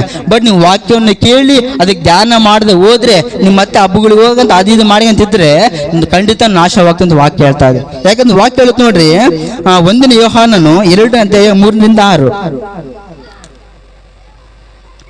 1 ಯೋಹಾನ 2:3-6. ನಾವು ಕಂಡು ಕೇಳಿದ್ದು ಯೋಹಾನನ 1 ಯೋಹಾನನು 2ನೇ ಅಧ್ಯಾಯ 3ನೇ ವಚನ. 1 ಯೋಹಾನ, ನಾವು ಆತನ ಆಜ್ಞೆಗಳನ್ನು ಕೈಕೊಂಡು ನಡೆದರೆ ಅದರಿಂದಲೇ ಆತನನ್ನು ಬಲ್ಲವರಾಗಿದ್ದೆವೆಂದು ತಿಳುಕೊಳ್ಳುತ್ತೇವೆ. ಆತನನ್ನು ಬಲ್ಲೆನೆಂದು ಹೇಳಿ ಆತನ ಆಜ್ಞೆಗಳನ್ನು ಕೈಕೊಳ್ಳದೆ ನಡೆಯುವವನು ಸುಳ್ಳುಗಾರನಾಗಿದ್ದಾನೆ, ಸತ್ಯವೆಂಬುದು ಅವನಲ್ಲಿ ಇಲ್ಲ. ಯಾವನಾದರೂ ಆತನ ವಾಕ್ಯವನ್ನು ಕೈಕೊಂಡು ನಡೆದರೆ ಅವನಲ್ಲಿ ನಿಜವಾಗಿ ದೇವರ ಮೇಲಿನ ಪ್ರೀತಿಯು ಪರಿಪೂರ್ಣವಾಗಿದೆ. ಇದರಿಂದಲೇ ಆತನಲ್ಲಿದ್ದೇವೆಂಬುದನ್ನು ತಿಳಿಕೊಳ್ಳುತ್ತೇವೆ. ಆತನಲ್ಲಿ ನೆಲೆಗೊಂಡವನಾಗಿದ್ದೇನೆಂದು ಹೇಳುವವನು ಕ್ರಿಸ್ತನು ನಡೆದಂತೆಯೇ ತಾನು ನಡೆಯುವುದಕ್ಕೆ ಬದ್ಧನಾಗಿದ್ದಾನೆ. ಸಾಕು, ಇಲ್ಲಿ ವಾಕ್ಯ ಇಲ್ಲಿ ಯೋಹಾನ ಹೇಳ್ತಾ ಇದ್ದಾನೆ, ನಾವು ಆತನ ಆಜ್ಞೆ ಕೈಗೊಂಡು ನಡೆದರೆ ಅಂದ್ರೆ ವಾಕ್ಯಗಳನ್ನು ಓದಿ ನಡೆದರೆ ನಾವು ದೇವರ ಬಗ್ಗೆ ನಮಗೂ ದೇವರಿಗೂ ಬಹಳ ಅಂಡರ್ಸ್ಟ್ಯಾಂಡಿಂಗ್ ಇರುತ್ತಂತೆ. ಉದಾಹರಣೆ ಕೊಡ್ತೀನಿ, ನಿಮ್ಗೆ ಅರ್ಥ ಆಗಂಗೆ ಹೇಳ್ತೀನಿ. ಉದಾಹರಣೆ, ಒಂದು ಗಂಡ ಹೆಂಡತಿ ಅವರ ಮಧ್ಯದಲ್ಲಿ ಪ್ರೀತಿ ಆಗಿರುತ್ತೆ ಹೇಳ್ರಿ, ಎಲ್ಲದನ್ನ ಅರ್ಥ ಮಾಡ್ಕೊಳ್ತಾ ಇರ್ತಾರೆ ಸಹಜವಾಗಿ. ಉದಾಹರಣೆ ಇನ್ನೊಂದು ಉದಾಹರಣೆ, ಫಾರ್ ಎಕ್ಸಾಂಪಲ್ ನೀವು ಸ್ನೇಹಿತರ ನೋಡ್ರಿ, ಮತ್ತೆ ಫ್ರೆಂಡ್ಸ್ ಇರ್ತಾರಲ್ಲ, ಅವರ ಮಧ್ಯದಲ್ಲಿ ಬಹಳ ಅಂಡರ್ಸ್ಟ್ಯಾಂಡಿಂಗ್ ಇರುತ್ತೆ. ಅದು ಕೆಲವರು ಅಂದ್ರೆ ಅವನ ಬಗ್ಗೆ ಇವನಿಗೆಲ್ಲ ಗೊತ್ತಿರುತ್ತೆ, ಇವನ ಬಗ್ಗೆ ಅವನಿಗೆಲ್ಲ ಗೊತ್ತಿರುತ್ತೆ ಅಂದ್ರೆ ಅದು ಅಂಡರ್ಸ್ಟ್ಯಾಂಡಿಂಗ್. ಅದು ನೋಡ್ರಿ, ವಾಕ್ಯಗಳ ಅದೇ ರೀತಿಯಾಗಿ ಯಾವ ವ್ಯಕ್ತಿ ಆಜ್ಞೆಗಳನ್ನ ಕೈಗೊಂಡು ನಡೀತಾರೆ ನಿನಗೂ ದೇವರಿಗೂ ಬಹಳ ಅಂಡರ್ಸ್ಟ್ಯಾಂಡಿಂಗ್ ಇರುತ್ತೆ ಅಂತ ಅಲ್ಲಿ ಬದ್ಧರಾಗಿತ್ತು. ಅಂತಂದ್ರೆ ನಾವು ವಾಕ್ಯಗಳನ್ನ ಕೇಳಿ ಅದರ ಪ್ರಕಾರ ನಡೆದರೆ ನನಗೂ ದೇವ್ರ ಒಂದು ಅನ್ಯೂನ್ಯತೆ ಇರುತ್ತೆ ದೇವರ ಮಧ್ಯದಲ್ಲಿ. ಆ ಅನ್ಯೂನ್ಯತೆ ಬೇಕಾದ್ರೆ ಏನ್ ಮಾಡ್ಬೇಕು, ನಾವು ನಡಿಬೇಕು ವಾಕ್ಯದ ಪ್ರಕಾರ. ವಾಕ್ಯದ ಪ್ರಕಾರ ನಡೀತಾರೆ ಮಾತ್ರನೇ ಅವೆಲ್ಲ ಬರಕ್ ಸಾಧ್ಯ. ನೀನು ಬರೀ ವಾಕ್ಯ ಓದ್ತಂದ್ರೆ ಆಗೋದಿಲ್ಲ. ವಾಕ್ಯನ ಓದ್ಬೇಕು, ಅದ್ರ ಪ್ರಕಾರ ನಡಿಬೇಕು. ನಾವು ನಡೆದಾಗ ಮಾತ್ರ ಅದೆಲ್ಲ ಸಾಧ್ಯ ಅಂತ ಅಲ್ಲಿ ವಾಕ್ಯ ಹೇಳ್ತಾ ಇದೆ. ಯಾವ ವ್ಯಕ್ತಿ ಆಜ್ಞೆ ಕೈಗೊಂಡು ನಡಿತಾನೆ ಅವನು ಅಂತ ವ್ಯಕ್ತಿ ಅಂತ ಕುಟುಂಬ ಏನಿದೆ ದೇವರಿಂದ ಬಹಳ ಅನ್ಯೂನ್ಯವಾಗಿರುತ್ತಂತೆ. ನಾವು ದೇವ್ರದ್ದು ಅನ್ಯೂನ್ಯವಾಗಿರ್ಬೇಕಂತ ಏನ್ ಮಾಡ್ಬೇಕು ಗೊತ್ತಾ, ವಾಕ್ಯವನ್ನ ಧ್ಯಾನನೂ ಮಾಡ್ಬೇಕು, ಅದ್ರ ಜೊತೆಗೆ ಅದ್ರ ಪ್ರಕಾರ ನಡೀತಾ ಇರ್ಬೇಕಂತೆ. ಹಲ್ಲೆಲೂಯಾ, ಗಟ್ಟಿಗೆ ಹಲ್ಲೆಲೂಯಾ, ಗಟ್ಟಿಗೆ ಹಲ್ಲೆಲೂಯಾ. ಯಾಕಂತಂದ್ರೆ ನೋಡ್ರಿ, ನಾವು ವಾಕ್ಯಗಳನ್ನು ಧ್ಯಾನ ಮಾಡೋದು ಬಹಳ ಪ್ರಾಮುಖ್ಯ. ಒಂದನೇ ವಿಷಯ ಏನ್ ಗೊತ್ತಾ, ದೇವ್ರ ವಾಕ್ಯ ನನಗೆ ಏನಾಗಿದೆ ಅಂದ್ರೆ ಎಲ್ಲದಕ್ಕಿಂತಲೂ ಏನಾಗಿದೆ, ಶ್ರೇಷ್ಠವಾಗಿದೆ. ಎರಡನೇದಾಗಿ ನಾವು ಆ ವಾಕ್ಯ, ಆ ಶ್ರೇಷ್ಠದ ವಾಕ್ಯಕ್ಕೆ ಏನಾಗಿರ್ಬೇಕು, ವಿಧೇಯರಾಗಬೇಕು. ಮೂರನೇದಾಗಿ ವಾಕ್ಯಕ್ಕೆ ನಾನು ಓದ್ತಾ ಇದ್ದೀನಿ ಒಂದು, ಎರಡನೇದಾಗಿ ವಿಧೇಯನಾಗಿದ್ದೀನಿ. ವಾಕ್ಯ ನನಗೇನು ಮಾಡುತ್ತೆ ಅರ್ಥ ಗೊತ್ತಾ. ಮೊದಲು ವಾಕ್ಯ ಏನಾಗಿದೆ ಎಲ್ಲದಕ್ಕಿಂತಲೂ ದೇವರ ಹೇಳಿದೆ, ದೇವ್ರ ವಾಕ್ಯ ಎಲ್ಲದಕ್ಕಿಂತ ಏನಾಗಿದೆ ಗಣಮಕ್ಳು ಏನಾಗಿದೆ, ಶ್ರೇಷ್ಠವಾಗಿದೆ. ಎಲ್ಲರೂ ಕೈ ಕೊಟ್ಟು ಹೇಳ್ರಿ, ದೇವರ ವಾಕ್ಯ ಎಲ್ಲರೂ ಕೈ ಕೊಟ್ರೆ ಪ್ರತಿಯೊಬ್ಬರು. ದೇವರ ವಾಕ್ಯ ಎಲ್ಲದಕ್ಕಿಂತಲೂ, ದೇವರ ವಾಕ್ಯ ಎಲ್ಲದಕ್ಕಿಂತಲೂ ಶ್ರೇಷ್ಠವಾಗಿದೆ ಒಂದು. ಎರಡನೇದಾಗಿ ಆ ಶ್ರೇಷ್ಠವಾದ ವಾಕ್ಯಕ್ಕೆ ಕೈ ಕೊಟ್ಟು ಹೇಳ್ರಿ, ಕೈ ಬಿಡಬೇಡ್ರಿ. ನಾವು ವಿಧೇಯರಾಗಬೇಕು. ನಾವು ವಿಧೇಯರ ದೇವ್ರೇನ್ ಮಾಡ್ತಾನೆ. ಮೂರನೇ ವಿಷಯ ಗೊತ್ತಾ, ಮೊದಲು ಏನ್ ಗೊತ್ತಾ, ನಾವು ದೇವರ ವಾಕ್ಯಕ್ಕೆ ಶ್ರೇಷ್ಠವಾಗಿದೆ ಒಂದು. ಎರಡನೇದಾಗಿ ವಿಧೇಯರಾಗಬೇಕು. ವಿಧೇಯರ ದೇವ್ರ ಏನ್ ಮಾಡ್ತಾನೆ ಗೊತ್ತಾ, ನಮ್ಮನ್ನು ಕಾಪಾಡ್ತಾನಂತೆ. ದೇವ್ರು ಕಾಯುವವನಂತ ವಾಕ್ಯ ಹೇಳ್ತಾ ಇದೆ. ಒಂದು ವಾಕ್ಯ ಹೋದ್ರಿ, ಆ ಕೀರ್ತನೆಗಳು 121ನೇ ಅಧ್ಯಾಯ, ಕೀರ್ತನೆಗಳು 121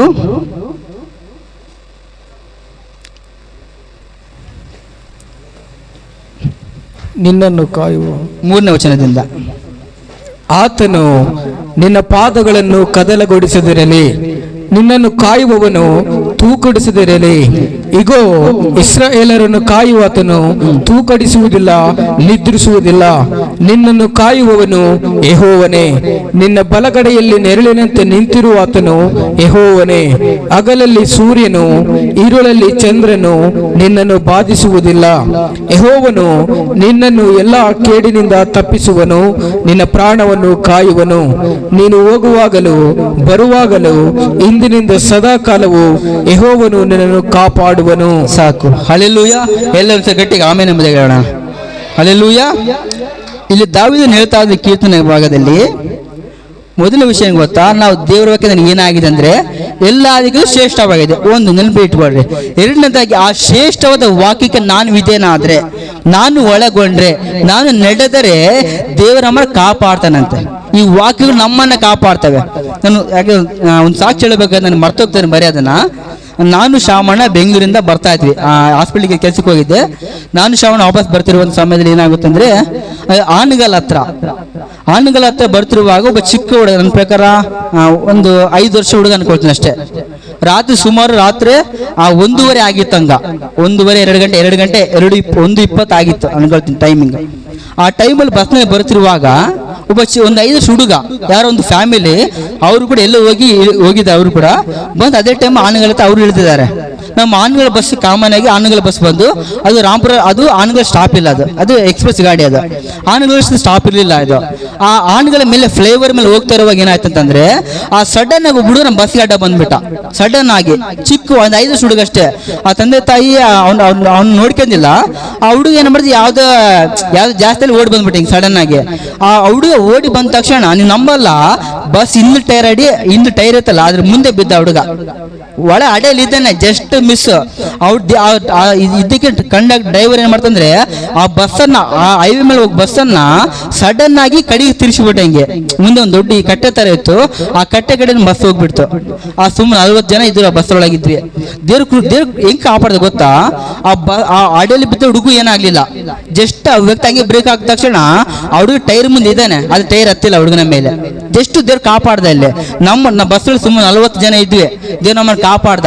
ಯಾಕೆ ಹೇಳ್ರಿ, ನಾವು ದೇವ್ರ ವಿದ್ಯಾರಾದಾಗ ಮಾತ್ರ ಕಾರಣ. ನಾವು ದೇವ್ರ ವಿದ್ಯಾರಾದ್ರಿಂದ ದೇವ್ರು ನಮ್ಮನ್ನು ಕಾಪಾಡ್ದ. ಅಲ್ಲಿ ನಾವು ದಿನನಿತ್ಯ ದೇವ್ರ ಸೇವೆ ಮಾಡ್ತಾ ಇದ್ದೀವಲ್ಲ, ಅದಕ್ಕೋಸ್ಕರ ದೇವ್ರ ನಮ್ಮನ್ನ ಕಾಪಾಡ್ದ. ನಾವು ದೇವರಿಗೆ ವಿಧೇಯರಾದಾಗ ದೇವ್ರ ನಮ್ಮನ್ನ ಖಂಡಿತ ಕಾಪಾಡ್ತಾನೆ. ಹಲ್ಲೆಲೂಯ. ನಾವು ವಿಧೇಯರಾಗ್ಲಿಲ್ಲ ಅಂದ್ರೆ ಖಂಡಿತ ನಮ್ಮನ್ನ ಕಾಪಾಡಕ್ ಸಾಧ್ಯನೇ ಇಲ್ಲ. ಕೆಲವು ದೇವ್ರ ಕೈ ಬಿಟ್ಬಿಡ್ತಾರೆ, ಕೆಲಸ ನಮ್ಮನ್ನ ದೇವ್ರ ನಮ್ಮ ಕೈ ಬಿಟ್ಟು ಬಿಡ್ತಾನೆ.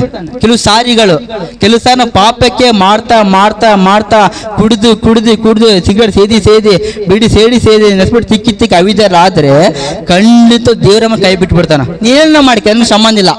ದೇವ್ರ ಕೈ ಬಿಟ್ಟು ದೇವ್ರು ಹಂಗೆ ಮಾಡಿದ ಇಸ್ರಾಯೇಲರನ್ನ 400 ವರ್ಷಗಳ ಕಾಲ ಯಾಕೆ ಕೈ ಬಿಟ್ಟೆ ಗೊತ್ತಾ? ಅಷ್ಟೇ, ಅವ್ರು ಅವಿಧೇಯರಾದ್ರೆ ಅಷ್ಟೇ, ಬೇರೆ ಏನು ಕಾರಣ ಇಲ್ಲ ಅಲ್ಲಿ. ಅವ್ರು ಇಸ್ರಾಯೇಲ್ ಅವಿಧೇಯರ ಆದ ಕಾರಣದಿಂದನೇ 400 ವರ್ಷಗಳ ಕಾಲ, 1 ದಿನ ಅಲ್ಲ, 2 ದಿನ ಅಲ್ಲ, 4 ತಿಂಗಳಲ್ಲ, 3 ತಿಂಗಳಲ್ಲ, 400 ವರ್ಷ ಸುಮ್ಮನೆನಾ? ಅಷ್ಟು ದೇವ್ರು ಅಷ್ಟು ಕೋಪ ಬರುವಂತ ಮಾಡಿರ್ತಾರೆ. ಯಾಕೆ ಗೊತ್ತಾ? ಅವರಷ್ಟು ಅವಿಧೇಯರಾಗಿದ್ದ ಕಾರಣದಿಂದ ದೇವರವ್ರನ್ನ ನಾಶವಾಗಿ ಅಲ್ಲಿ ಅವ್ರ ದಾಸರಾಗಿ ಇಟ್ಬಿಡ್ತಾನೆ ಅಲ್ಲಿ. ನೋಡಿ, ಯಾವ ವ್ಯಕ್ತಿ ವಿಧೇಯರಾಗ್ತಾರೋ, ಹಲ್ಲೆಲೂಯ, ಯಾರು ಗಲಾಟೆ ಮಾಡಬಾರ್ದು, ಮುಗಿಸ್ಬಿಡ್ತಾನೆ ಬೇಗ. ಯಾವ ವ್ಯಕ್ತಿ ವಿಧೇಯನಾಗ್ತಾನೋ ಅವನನ್ನ ದೇವ್ರು ಖಂಡಿತ ಕಾಪಾಡ್ತಾನೆ ಇರ್ತಾನಂತೆ. ಹಲ್ಲೆಲೂಯ, ಗಟ್ಟಿ ಹಲ್ಲೆಲೂಯ. ಈ ವಾಕ್ಯ ಹೇಳುತ್ತೆ ನೋಡ್ರಿ, 121 ಕೀರ್ತನೆಯಲ್ಲಿ, ನಿನ್ನನ್ನು ಕಾಯುವವನು ಯೆಹೋವನೇ, ನಿನ್ನ ಬಲ್ಲೆಗೆ ನೆರಳು ನಿಂತಿರುವಾತನು ಯೆಹೋವನೇ. ಹಗಲಲ್ಲಿ ಸೂರ್ಯನು, ಇರುಳಲ್ಲಿ ಚಂದ್ರ ನಿನ್ನನ್ನು ಬಾಧಿಸುವುದಿಲ್ಲ. ಯೆಹೋವ ನಿನ್ನನ್ನು ಎಲ್ಲಾ ಕೇಡನ್ನು ತಪ್ಪಿಸುವ, ನಿನ್ನ ಪ್ರಾಣವನ್ನು ಕಾಯುವನು.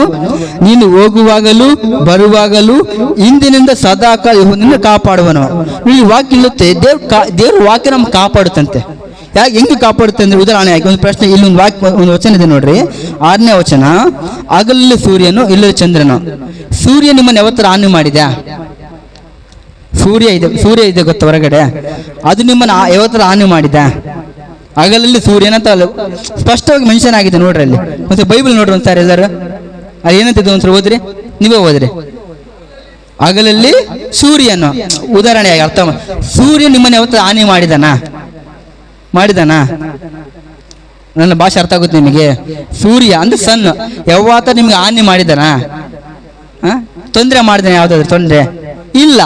ಮತ್ತೆ ಅಲ್ಲಿ ಇರುಳಲ್ಲಿ ಅಂದ್ರೆ ಸಾಯಂಕಾಲ ಇರುಳು ಚಂದ್ರ ನಿನ್ನನ್ನು ಯಾವತ್ತಾದ್ರು ಬಾಧಿಸಿದ ಅಂದ್ರೆ ಯಾವತ್ತಾದ್ರೂ ಬಾಧಿಸಿದ ನಿಮ್ಮನ್ನ ಚಂದ್ರ ಯಾವತ್ತಾದ್ರು? ಬಟ್ ಯಾಕೆ ಅಲ್ಲಿ ಬರೆಯಲ್ಪಟ್ಟಿದೆ ಗೊತ್ತಾ? ನಾವು ಈ ಸೂರ್ಯ ಚಂದ್ರರ ಬಗ್ಗೆ ನಾವು ಒಂದು ಸ್ವಲ್ಪ ಸೈನ್ಸಲ್ಲಿ ಓದುವಾಗ, ಈ ಸೂರ್ಯನಿಂದ ನಮಗೆ ಕೆಲವು ರೋಗಗಳು ಬರ್ತಾವಂತೆ. ಉದಾಹರಣೆಯಾಗಿ ಜಾಸ್ತಿ ಬಿಸಿಲಿದ್ರೆ ನಮ್ಮ ದೇಹ ಸುಟ್ಟೋಗುತ್ತಂತೆ. ಜಾಸ್ತಿ ಬಿಸಿಲು ಬಂದಾಗ ನಮ್ಮ ತಲೆನೋವು ಬರುತ್ತೆ, ಮೈಗ್ರೇಷನ್ ಅಂತ ಕರಿತೀವಿ ಇಂಗ್ಲಿಷ್, ತಲೆನೋವು, ಕೆಲವು ಬಾಧೆಗಳು ಬರ್ತವೆ. ಯಾಕೆ ಗೊತ್ತಾ? ಸೂರ್ಯನ ಮಿತವಾಗಿ ಇಲ್ಲಿ ಮುಟ್ಬಿಡೋದ್ರೆ ಸೂರ್ಯನಿಂದ ಯಾಕೆ ತೊಂದರೆಗಳು ಬರ್ತಂದಿಲ್ಲ ಇಲ್ಲಿ ಹೇಳ್ತಾ ಇದ್ರೆ ಅಂತಂದ್ರೆ, ಈ ಸೂರ್ಯ ನಮಗೆ ಕೆಲವು ರೋಗಗಳು ಬರ್ತವೆ, ಆ ಮುಖ ಕರಗಾಗ್ಬೋದು, ಅಥವಾ ಕೆಲವು ಬಾಧೆಗಳನ್ನ ಅಲ್ಲಿ ಬರ್ತಿಲ್ಲ. ಬಟ್ ನಾವು ಸೈನ್ಸ್ ಓದುವಾಗ ಇಲ್ಲಿ ಹೇಳುತ್ತೆ, ಸೈನ್ಸ್ ಅಲ್ಲಿ ನಮಗೆ ಈ ಸೂರ್ಯನ ಏನು ತೊಂದರೆಗಳಂತ ನೋಡುವಾಗ, ಈ ಚಂದ್ರನಿಂದ ತೊಂದರೆಗಳು ಅಂತಂದ್ರೆ, ಆ ಸಾಯಂಕಾಲ ಸಮಯಗಳಲ್ಲಿ ಕರೆಂಟ್ ಕತ್ಲಿಲ್ಲ ಅಂತಂದ್ರೆ ನಾವು ದಾರಿಲಿ ಬೀಳ್ತಾ ಇರ್ತೀವಿ, ಹೌದಲ್ವಾ? ಫುಲ್ ಕತ್ಲಾದ್ರೆ ನಮ್ಗೆ ಏನು ಲೈಟ್ ಇಲ್ಲ ಅಂತಂದ್ರೆ ನಾವು ಅಲ್ಲೇ ಬೀಳ್ತಾ ಇರ್ತೀವಿ, ನಾವು ಕಾಲು ಇಳುಕೊಳ್ತಾ ಇರ್ತೀವಿ. ಹಂಗೆ ನೋಡ್ರಿ, ಇಲ್ಲಿ ವಾಕ್ಯ ಹೇಳುತ್ತೆ, ನಿನ್ನನ್ನ ಎಲ್ಲಾ ಕೇಳಿ ತಪ್ಪಿಸ್ತಾನಂತೆ. ಯಾವಾಗ ದೇವರ ಯಾವಾಗ ವಿಧೇಯರಾದ್ರೆ ಅವ್ರಿಗೆ ಮಾತ್ರ ಈ ವಾಕ್ಯ ಈ ಕಾಪಾಡೋದು ಇರುತ್ತೆ, ಎಲ್ಲರಿಗಲ್ಲ. ಯಾರು ವಿಧೇಯರಾತ ಅವ್ರಿಗೆ ಮಾತ್ರ. ಅರ್ಥ ಆಗುತ್ತಾ? ಯಾವ ವ್ಯಕ್ತಿ ದೇವ್ರ ವಾಕ್ಯ ವಿಧೇಯರಾಗ್ತಾರೋ ಅವ್ರ ಮತ್ತೆ ದೇವ್ರು ಕಾಪಾಡ್ತಾನಷ್ಟೇ.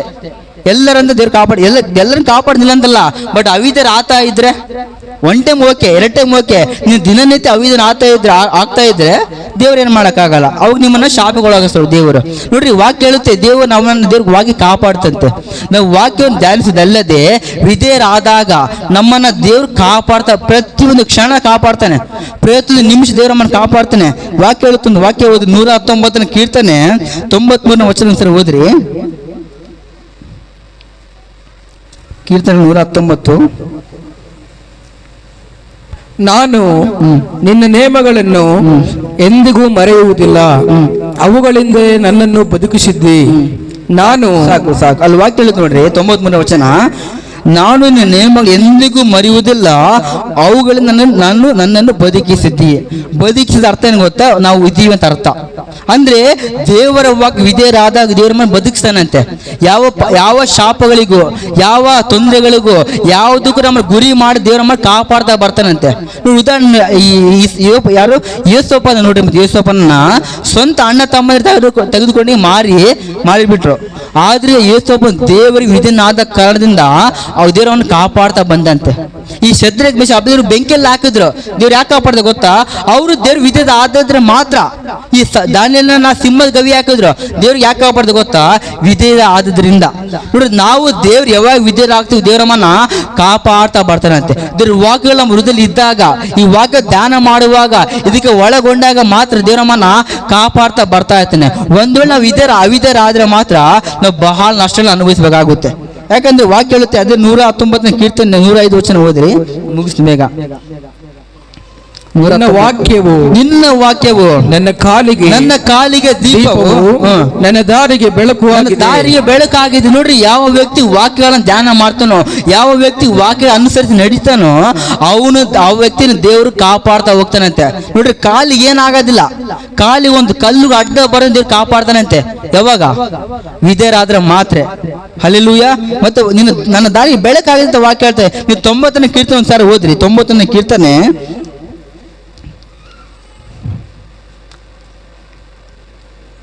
10ನೇ ವಚನ. ಬೇಗ ತೆಗ್ರಿ, ಟೈಮ್ ಆಗುತ್ತೆ. ಯಾವ ಕೇಡು ನಿನಗೆ ಸಂಭವಿಸದು, ಉಪವಾಸ ನಿನ್ನ ಗೂಡಾರ ಸಮೀಪಕ್ಕೂ ಬಾರದು. ನೀನು ಹೋಗುವಲ್ಲೆಲ್ಲ ನಿನ್ನನ್ನು ಕಾಯುವುದಕ್ಕೆ ಆತನು ನಿನ್ನ ವಿಷಯವಾಗಿ ತನ್ನ ದೂತರಿಗೆ. ಒಂದ್ ನಿಮಿಷ, ಯಾರ ವಿಷಯವಾಗಿ ಹೇಳ್ರಿ? ನನ್ನಲ್ಲ, ನಿಮ್ಮ ಅಂತ ಹೇಳಿ. ಇಲ್ಲಿ ನನ್ನ ವಿಷಯವಾಗಿ ಅಂತ ಹೇಳ್ರಿ. ಎಲ್ಲ ಇದನ್ನ ಕೈಗೆ ಇಟ್ಕೊಂಡ ನನ್ನ ವಿಷಯವಾಗಿ. ಇಲ್ಲಿ ದಾವೀದನು ಅವನು ಆ ವ್ಯಕ್ತಿ ಬಗ್ಗೆ ಹೇಳ್ತಿದ್ದಾನೆ. ಇಲ್ಲಿ ನಮಗೆ ಅರ್ಥ ಏನು ಗೊತ್ತಾ? ನನ್ನ ವಿಷಯವಾಗಿ. ಇಲ್ಲಿ ನನ್ನ ವಿಷಯವಾಗಿ ಅಂತ ಹೇಳ್ರಿ. ಎಲ್ಲರೂ ಇದೇ ಕೈ ಇಟ್ಕೊಳ್ರಿ ಹೃದಯದ ಮೇಲೆ. ನನ್ನ ವಿಷಯವಾಗಿ. ಮುಂದೆ ಓದ. ತನ್ನ ದೂತರಿಗೆ ಯಾರ ವಿಷಯವಾಗಿ? ನನ್ನ ವಿಷಯವಾಗಿ. ನನ್ನ ವಿಷಯ ದೇವರು ತನ್ನ ದೂತರ ಕಾವಲಿಡ್ತಾನಂತೆ ಅಲ್ಲಿ. ಮುಂದೆ ಅಪ್ಪಣೆ ಕೊಡುವನು ನಿನ್ನ ಕಾಲು ಕಲ್ಲಿಗೆ ತಗಲದಂತೆ ಅವರು ನಿನ್ನನ್ನು ಕೈಗಳಲ್ಲಿ ಎತ್ತಿಕೊಳ್ಳುವರು. ಸಾಕು. ಇಲ್ಲಿ ವಾಕ್ಯ ಹೇಳ್ತ ನೋಡ್ರಿ, ದೇವರ ವಾಕ್ಯಕ್ಕೆ ವಿಧೇಯರಾಗಿದ್ದಾಗ ದೇವ್ ನಮ್ಮ ವಿಷಯವಾಗಿ. ಯಾರ ವಿಷಯವಾಗಿ ಹೇಳ್ರಿ? ನನ್ನ ವಿಷಯವಾಗಿ. ನಿಮ್ಮ ಬಗ್ಗೆ ನೀವ್ ಹೇಳ್ಕೊಳ್ರಿ, ನನ್ನ ವಿಷಯವಾಗಿ ಅಂತ ಹೇಳ್ರಿ. ನನ್ನ ವಿಷಯವಾಗಿ ದೇವರು ದೂತರ ಅಪ್ಪಣೆ ಕೊಡ್ತಾನಂತೆ. ನನ್ನ ಕಾಲು ಕಲ್ಲಿಗೆ ತಗಲದಂತೆ ದೇವರಮ್ಮನ ಕಾಪಾಡ್ತಾ ಬರ್ತಾನಂತೆ. ಯಾವಾಗ? ದೇವ್ರು ವಿಧೇಯರಾದ್ರೆ. ನಾವು ದೇವರಿಗೆ ಅವಿಧೇಯರಾದ್ರೆ ಅದಾಗ ಸಾಧ್ಯನೇ ಇಲ್ಲ. ನಾವು ವಿಧೇಯರಾಗ್ಲೇಬೇಕು ದೇವರಿಗೆ. ಸಭೆಗೆ ಬರೋದು ಪ್ರತಿಯೊಂದು ಮಕ್ಕಳು ದೇವ್ರ ವಿಧೇಯರಾಗ್ಲೇಬೇಕು. ಇದು ಆರ್ಡರ್ ಇದ್ದಂಗೆ, ಇದು ಒಂದು ಗದ್ದಿಸಿದ ಮಾತಿದ್ದಂಗ. ನೀವು ವಿಧೇಯರಾಗ್ಲೇಬೇಕು. ವಿಧೇಯರಾದ್ರೆ ದೇವ್ರಮ್ಮನ ನಿನ್ನ ಕಾಲು ತಗಲದಂತೆ ದೂತರ ಕಾಲು ಇಡ್ತಾನೆ. ನಿನ್ಗೆ ಒಬ್ಬೊಬ್ಬರು ಎಷ್ಟು ಜನ ಇದ್ರಿ ನೀವೆಲ್ಲರೂ? ನಿನ್ನ ಪಕ್ಕದ ದೂತ ಇರ್ತಾನಂತೆ. ಹಲ್ಲೆಲೂಯಾ. ನಿನ್ನ ಪಕ್ಕದ ದೂತ ಇರ್ತಾನೆ, ನಿನ್ನ ಕಾಲು ಇಡ್ತಾನೆ ದೇವ್ರು ನಿನ್ಗೋಸ್ಕರ. ನಿನ್ಗೇನ್ ಆಗ್ಬಾರ್ದು, ನಿನ್ಗೇನಾಗ್ದಂಗೆ ನಿನ್ನ ಕಾಲು ನಿನ್ನ ಬೈಕಲ್ಲಿ ಹೋಗುವಾಗಲೂ, ಗಾಡಿಯಲ್ಲಿ ಹೋಗುವಾಗಲೂ, ಬಸ್ಸಲ್ಲಿ ಹೋಗುವ ನಿನ್ಗೆ ಏನಾಗದಂಗೆ ದೇವರು ತನ್ನ ದೂತರ ಕಾಲು ಇಡ್ತಾನಂತೆ. ಅವ್ರು ನಿನ್ಗೆ ಹೊತ್ಕೊಂಡು ಹೋಗ್ತಾರೆ ನಿನ್ನ. ಯಾವಾಗ ಹೇಳ್ರಿ? ಯಾವಾಗ? ವಿಧೇಯರಾದಾಗ. ಈ ಮಾತು ಬಹಳ ನೆನಪಿಟ್ಕೊಳ್ಳಿ. ವಿಧೇಯರಾದ್ರಿಂದ ಇದು ಬಹಳ ಪ್ರಾಮುಖ್ಯವಾದ ಮಾತು ಬೈಬಲಲ್ಲಿ ಹೇಳುತ್ತೆ. ನೀವು ಧರ್ಮಪುಸ್ತಕಂಡು 20ನೇ ಅಧ್ಯಾಯ ಓದಿರಲ್ಲ, ಅದ್ರ ಬಗ್ಗೆ ನಾವು ನೋಡ್ತೀವಿ. ಯಾಕಂದ್ರೆ ನಾವು ದೇವ್ರನ್ನ ಕಾಪಾಡಬೇಕಂದ್ರೆ ನಾವು ದೇವ್ರ ಬಹಳ ವಿಧೇಯರಾಗಬೇಕು. ಆ ಥರ ಮಾತುಗಳನ್ನ ಬಹಳ ಅನುಸರಿಸಿ ನಡಿಬೇಕು. ಯಾಕಂದ್ರೆ ಮತ್ತೊಂದು ವಾಕ್ಯ ಓದು, ಜ್ಞಾನೋಕ್ತಿಗಳು 6:22 ಸರ್. ಹೌದು. ನೀನು ನಡೆಯುವಾಗ ಆ ಉಪದೇಶವು ನಿನ್ನನ್ನು ನಡೆಸುವುದು, ಮಲಗಿಕೊಂಡಾಗ ಕಾಯುವುದು, ಎಚ್ಚರಗೊಂಡಾಗ ನಿನ್ನೊಂದಿಗೆ ಮಾತಾಡುವುದು. ಸಾಕು. ಇಲ್ಲಿ ಈ ಸೊಲೊಮನ್ ಹೇಳ್ತಾ ಇದ್ದ ನೋಡಿ, ಎಷ್ಟು ಸುಂದರವಾದ ಮಾತು. ನೀನು ನಡೆಯುವಾಗ, ಯಾರು ಮಾತಾಡಬೇಡ, ನಾನು ಮುಗಿಸ್ತೇನೆ ಒಂದು 10 ನಿಮಿಷ. ನೀನು ನಡೆಯುವಾಗ ಆ ಉಪದೇಶವು, ಅಕ್ಕ ಮಕ್ಕಳು ಹೊರ ಕರ್ಕೊಂಡು ಹೋಗರಕ್ಕ. ಆ ಉಪದೇಶದ ಯಾವ್ದು ಗೊತ್ತಾ? ದೇವರ ವಾಕ್ಯ. ಆ ಉಪದೇಶವು ನಿನ್ನನ್ನು ನಡೆಸುತ್ತದೆ ಅಂತೆ. ನೀವು ದೇವರ ವಾಕ್ಯ ವಿಧೇಯರಾದಾಗ ಆ ವಾಕ್ಯದಲ್ಲಿ ನಡೆಸುತ್ತದೆ ನಿನ್ನನ್ನ. ಮತ್ತೆ ವಾಕ್ಯ ಹೇಳುತ್ತೆ, ಮಲಗಿಕೊಂಡಾಗ ಕಾಯುವುದಂತೆ. ನೋಡಿ, ಎಷ್ಟೋ ಜನ ಸಹಜವಾಗಿ ನೋಡ್ರಿ. ಮತ್ತೆ ನೀವು ಎಷ್ಟೋ ಜನ ರಾತ್ರಿ ಮಲಗಿದ್ರೆ ಬೆಳಿಗ್ಗೆ ಎದ್ದೇಳೋದು ಗ್ಯಾರಂಟಿ ಇಲ್ಲ. ಸರಿನಾ? ಹೌದಾ? ಮಾತ್ರ ಸರಿನಾ ತಪ್ಪ? ಹೌದು, ಖಂಡಿತ. ಅವರು ರಾತ್ರಿ ಮಲಗಿದ ಬೆಳಗ್ಗೆ ಗ್ಯಾರಂಟಿ ಇಲ್ಲ. ಹೌದಲ್ವ? ಯಾಕಂತಂದ್ರೆ ನೋಡ್ರಿ, ಅದೇ ಒಬ್ಬ ವ್ಯಕ್ತಿ ದೇವ್ರ ಆಗಿರುವಂತ ವ್ಯಕ್ತಿ ರಾತ್ರಿ ಮಲಿಕೊಂಡ ಕೂಡ ದೇವ್ರು ಕಾಪಾಡ್ತಾ ಹೋಗ್ತಾರೆ. ರಾತ್ರಿ ದೇವ್ರು ಕಾಪಾಡ್ತಾನಂತೆ. ಯಾಕೆ ಗೊತ್ತಾ? ನಾವು ವಿಧೇಯರಾದಾಗ ಮಾತ್ರ. ಅಲ್ಲಿ ಮುಂದೆ ವಾಕ್ಯ ಹೇಳುತ್ತೆ ನೋಡ್ರಿ, ಎಚ್ಚರಗೊಂಡಾಗ ನಿನ್ನೊಂದೇ ಮಾತಾಡುತ್ತಾ ವಾಕ್ಯ. ಯಾವ ವಾಕ್ಯ ಹೇಳ್ರಿ? ದೇವರ ಮಾತುಗಳು ನಿನ್ನೊಂದೇ ಮಾತಾಡ್ತಾವಂತೆ. ನೋಡ್ರಿ, 3 ವಿಷಯದ ನೋಡ್ರಿ. ವಾಕ್ಯಕ್ಕೆ ವಿಧೇಯರಾದ್ರೆ ನಮ್ಗೆ ಏನಾಗುತ್ತೆ? ನಾವು ನಡೀತೀವಿ. ಒಂದು, ನಮ್ಮನ್ನು ನಡೆಸುತ್ತದೆ, ನಮ್ಮನ್ನು ಕಾಯುತ್ತದೆ, ನಮ್ಮಂದೇ ಮಾತಾಡುತ್ತದೆ. ಎಲ್ಲರೂ ಹೇಳಿ, ನನ್ನ ಜೊತೆ ಹೇಳ್ರಿ. ನಮ್ಮನ್ನು ನಡೆಸುತ್ತದೆ. ಎಲ್ಲರೂ ಹೇಳ್ರಿ, ನನ್ನನ್ನು ನಡೆಸುತ್ತದೆ. ನನ್ನನ್ನು ಅಂತ ಹೇಳ್ರಿ, ನಿಮ್ಗೆ ಹೇಳ್ರಿ, ನನಗಲ್ಲ. ನನ್ನನ್ನು ನಡೆಸುತ್ತದೆ. ಮಲಿಕೊಂಡಾಗ ನನ್ನನ್ನು ಕಾಯುತ್ತದೆ. ಎಚ್ಚರಗೊಂಡಾಗ ನನ್ನೊಂದಿಗೆ ಮಾತಾಡುತ್ತದೆ. ಹಲ್ಲೆಲೂಯ. ನೋಡ್ರಿ, ಯಾಕಂತಂದ್ರೆ ದೇವ್ರ ವಾಕ್ಯ ನಮ್ಮನ್ನು ಕಾಯ್ತಾ ಇರುತ್ತೆ, ದಿನನಿತ್ಯ ಕಾಯುತ್ತೆ. ನಾವು ವಿಧೇಯರಾದ್ರೆ ಮಾತ್ರ. ನೋಡ್ರಿ, ನಾವು ದೇವರಿಗೆ ವಿಧೇಯರಾಗುವಂಥ ವ್ಯಕ್ತಿಗೆ ಒಂದು ಮಾತು ಹೇಳ್ತಾ ಇದ್ದೀನಿ, ಯಾವ ವ್ಯಕ್ತಿ ವಾಕ್ಯವನ್ನು ಅದಕ್ಕೆ ಒಳಗಾಗ್ತಾನೆ, ದೇವ್ರು ಖಂಡಿತವಾಗ್ಲೂ ವ್ಯಕ್ತಿಯನ್ನ ಕಾಪಾಡ್ತಾನೆ ಇರ್ತಾನೆ. ಯಾವ ಕೇಡು ನಿನ್ನ ಮನೆ ಬಾಗಿಲು ಬಂದು ನಿನ್ನ ಒಳಗೆ ಬರಕ್ಕೆ ಸಾಧ್ಯನೇ ಇಲ್ಲ. ನಿನ್ನ ಮನೆ ಬಾಗಿಲು ಬಂದು ಇರ್ಬೋದು, ಅದು ನಿನ್ನೊಳಗೆ ಬರಕ್ಕೆ ಸಾಧ್ಯನೇ ಇಲ್ಲ. ಯಾಕೆ ಗೊತ್ತಾ? ನಾವು ವಿಧೇಯರಾಗಿತ್ತು ದೇವ್ರಿಗೋಸ್ಕರ. ನಾವು ವಿಧೇಯರಾದಾಗ ಮಾತ್ರ ನಮ್ಮ ದೇವ್ರು ಕಾಪಾಡ್ತಾ ಇರ್ತಾನೆ ಅಂತೆ. ಹಲ್ಲೆಲೂಯ. ಯಾಕಂತಂದ್ರೆ ವಾಕ್ಯ ಧ್ಯಾನ ಮಾಡ್ಬೇಕು ಹೆಚ್ಚಾಗಿ. ಇದು ದೇವರ ವಾಕ್ಯ, ಇದು ದೇವ್ರ ವಾಕ್ಯ ಅನ್ನುವಂಥದ್ದು, ಇದು ದೇವರ ಮನುಷ್ಯದು. ಇದನ್ನ ನಾವು ಅರ್ಥ ಮಾಡ್ಬೇಕು, ದಿನನಿತ್ಯ ಧ್ಯಾನ ಮಾಡಬೇಕು, ಓದಬೇಕು, ಅದನ್ನ ಪಾಲನೆ ಮಾಡ್ತಾ ಇರಬೇಕಂತೆ. ಮೊದಲನೇ ವಿಷಯ ಯಾವ್ದು ಹೇಳ್ರಿ? ಮೊದಲನೇ ವಿಷಯ ಯಾವುದು? ದೇವ್ರ ವಾಕ್ಯವು ಶ್ರೇಷ್ಠವಾಗಿ, ಎಲ್ಲದಕ್ಕಿಂತ ಶ್ರೇಷ್ಠವಾಗಿದೆ. ಎರಡನೇದಾಗಿ ದೇವ್ರ ವಾಕ್ಯ ನಮಗೆ ದೇವ್ರ ವಾಕ್ಯಕ್ಕೆ ನಾವು ವಿಧೇಯರಾಗಬೇಕು. ಮೂರನೇದಾಗಿ ದೇವ್ರ ವಾಕ್ಯ ನಮ್ಮನ್ನ ಕಾಯುತ್ತೆ. ಹಲ್ಲೆಲೂಯ. ನೋಡ್ರಿ, ಈ ಮೂರು ವಿಷಯ ನೆನಪಿಟ್ಕೊಳ್ರಿ, ಯಾರು ಮರ್ತೋಗ್ಬೇಡ್ರಿ. ಯಾಕಂತಂದ್ರೆ ದೇವ್ರ ವಾಕ್ಯಕ್ಕೆ ಎಲ್ಲದಕ್ಕಿಂತ ಶ್ರೇಷ್ಠ ಅಂತ ನೆನೆಸ್ರಿ ಮೊದಲು. ಹಲ್ಲೆಲೂಯ. ದೇವ್ರ ವಾಕ್ಯ ಎಲ್ಲದಕ್ಕಿಂತ ಗ್ರೇಟ್, ಮೋರ್ ದೆನ್ ಎನಿಥಿಂಗ್.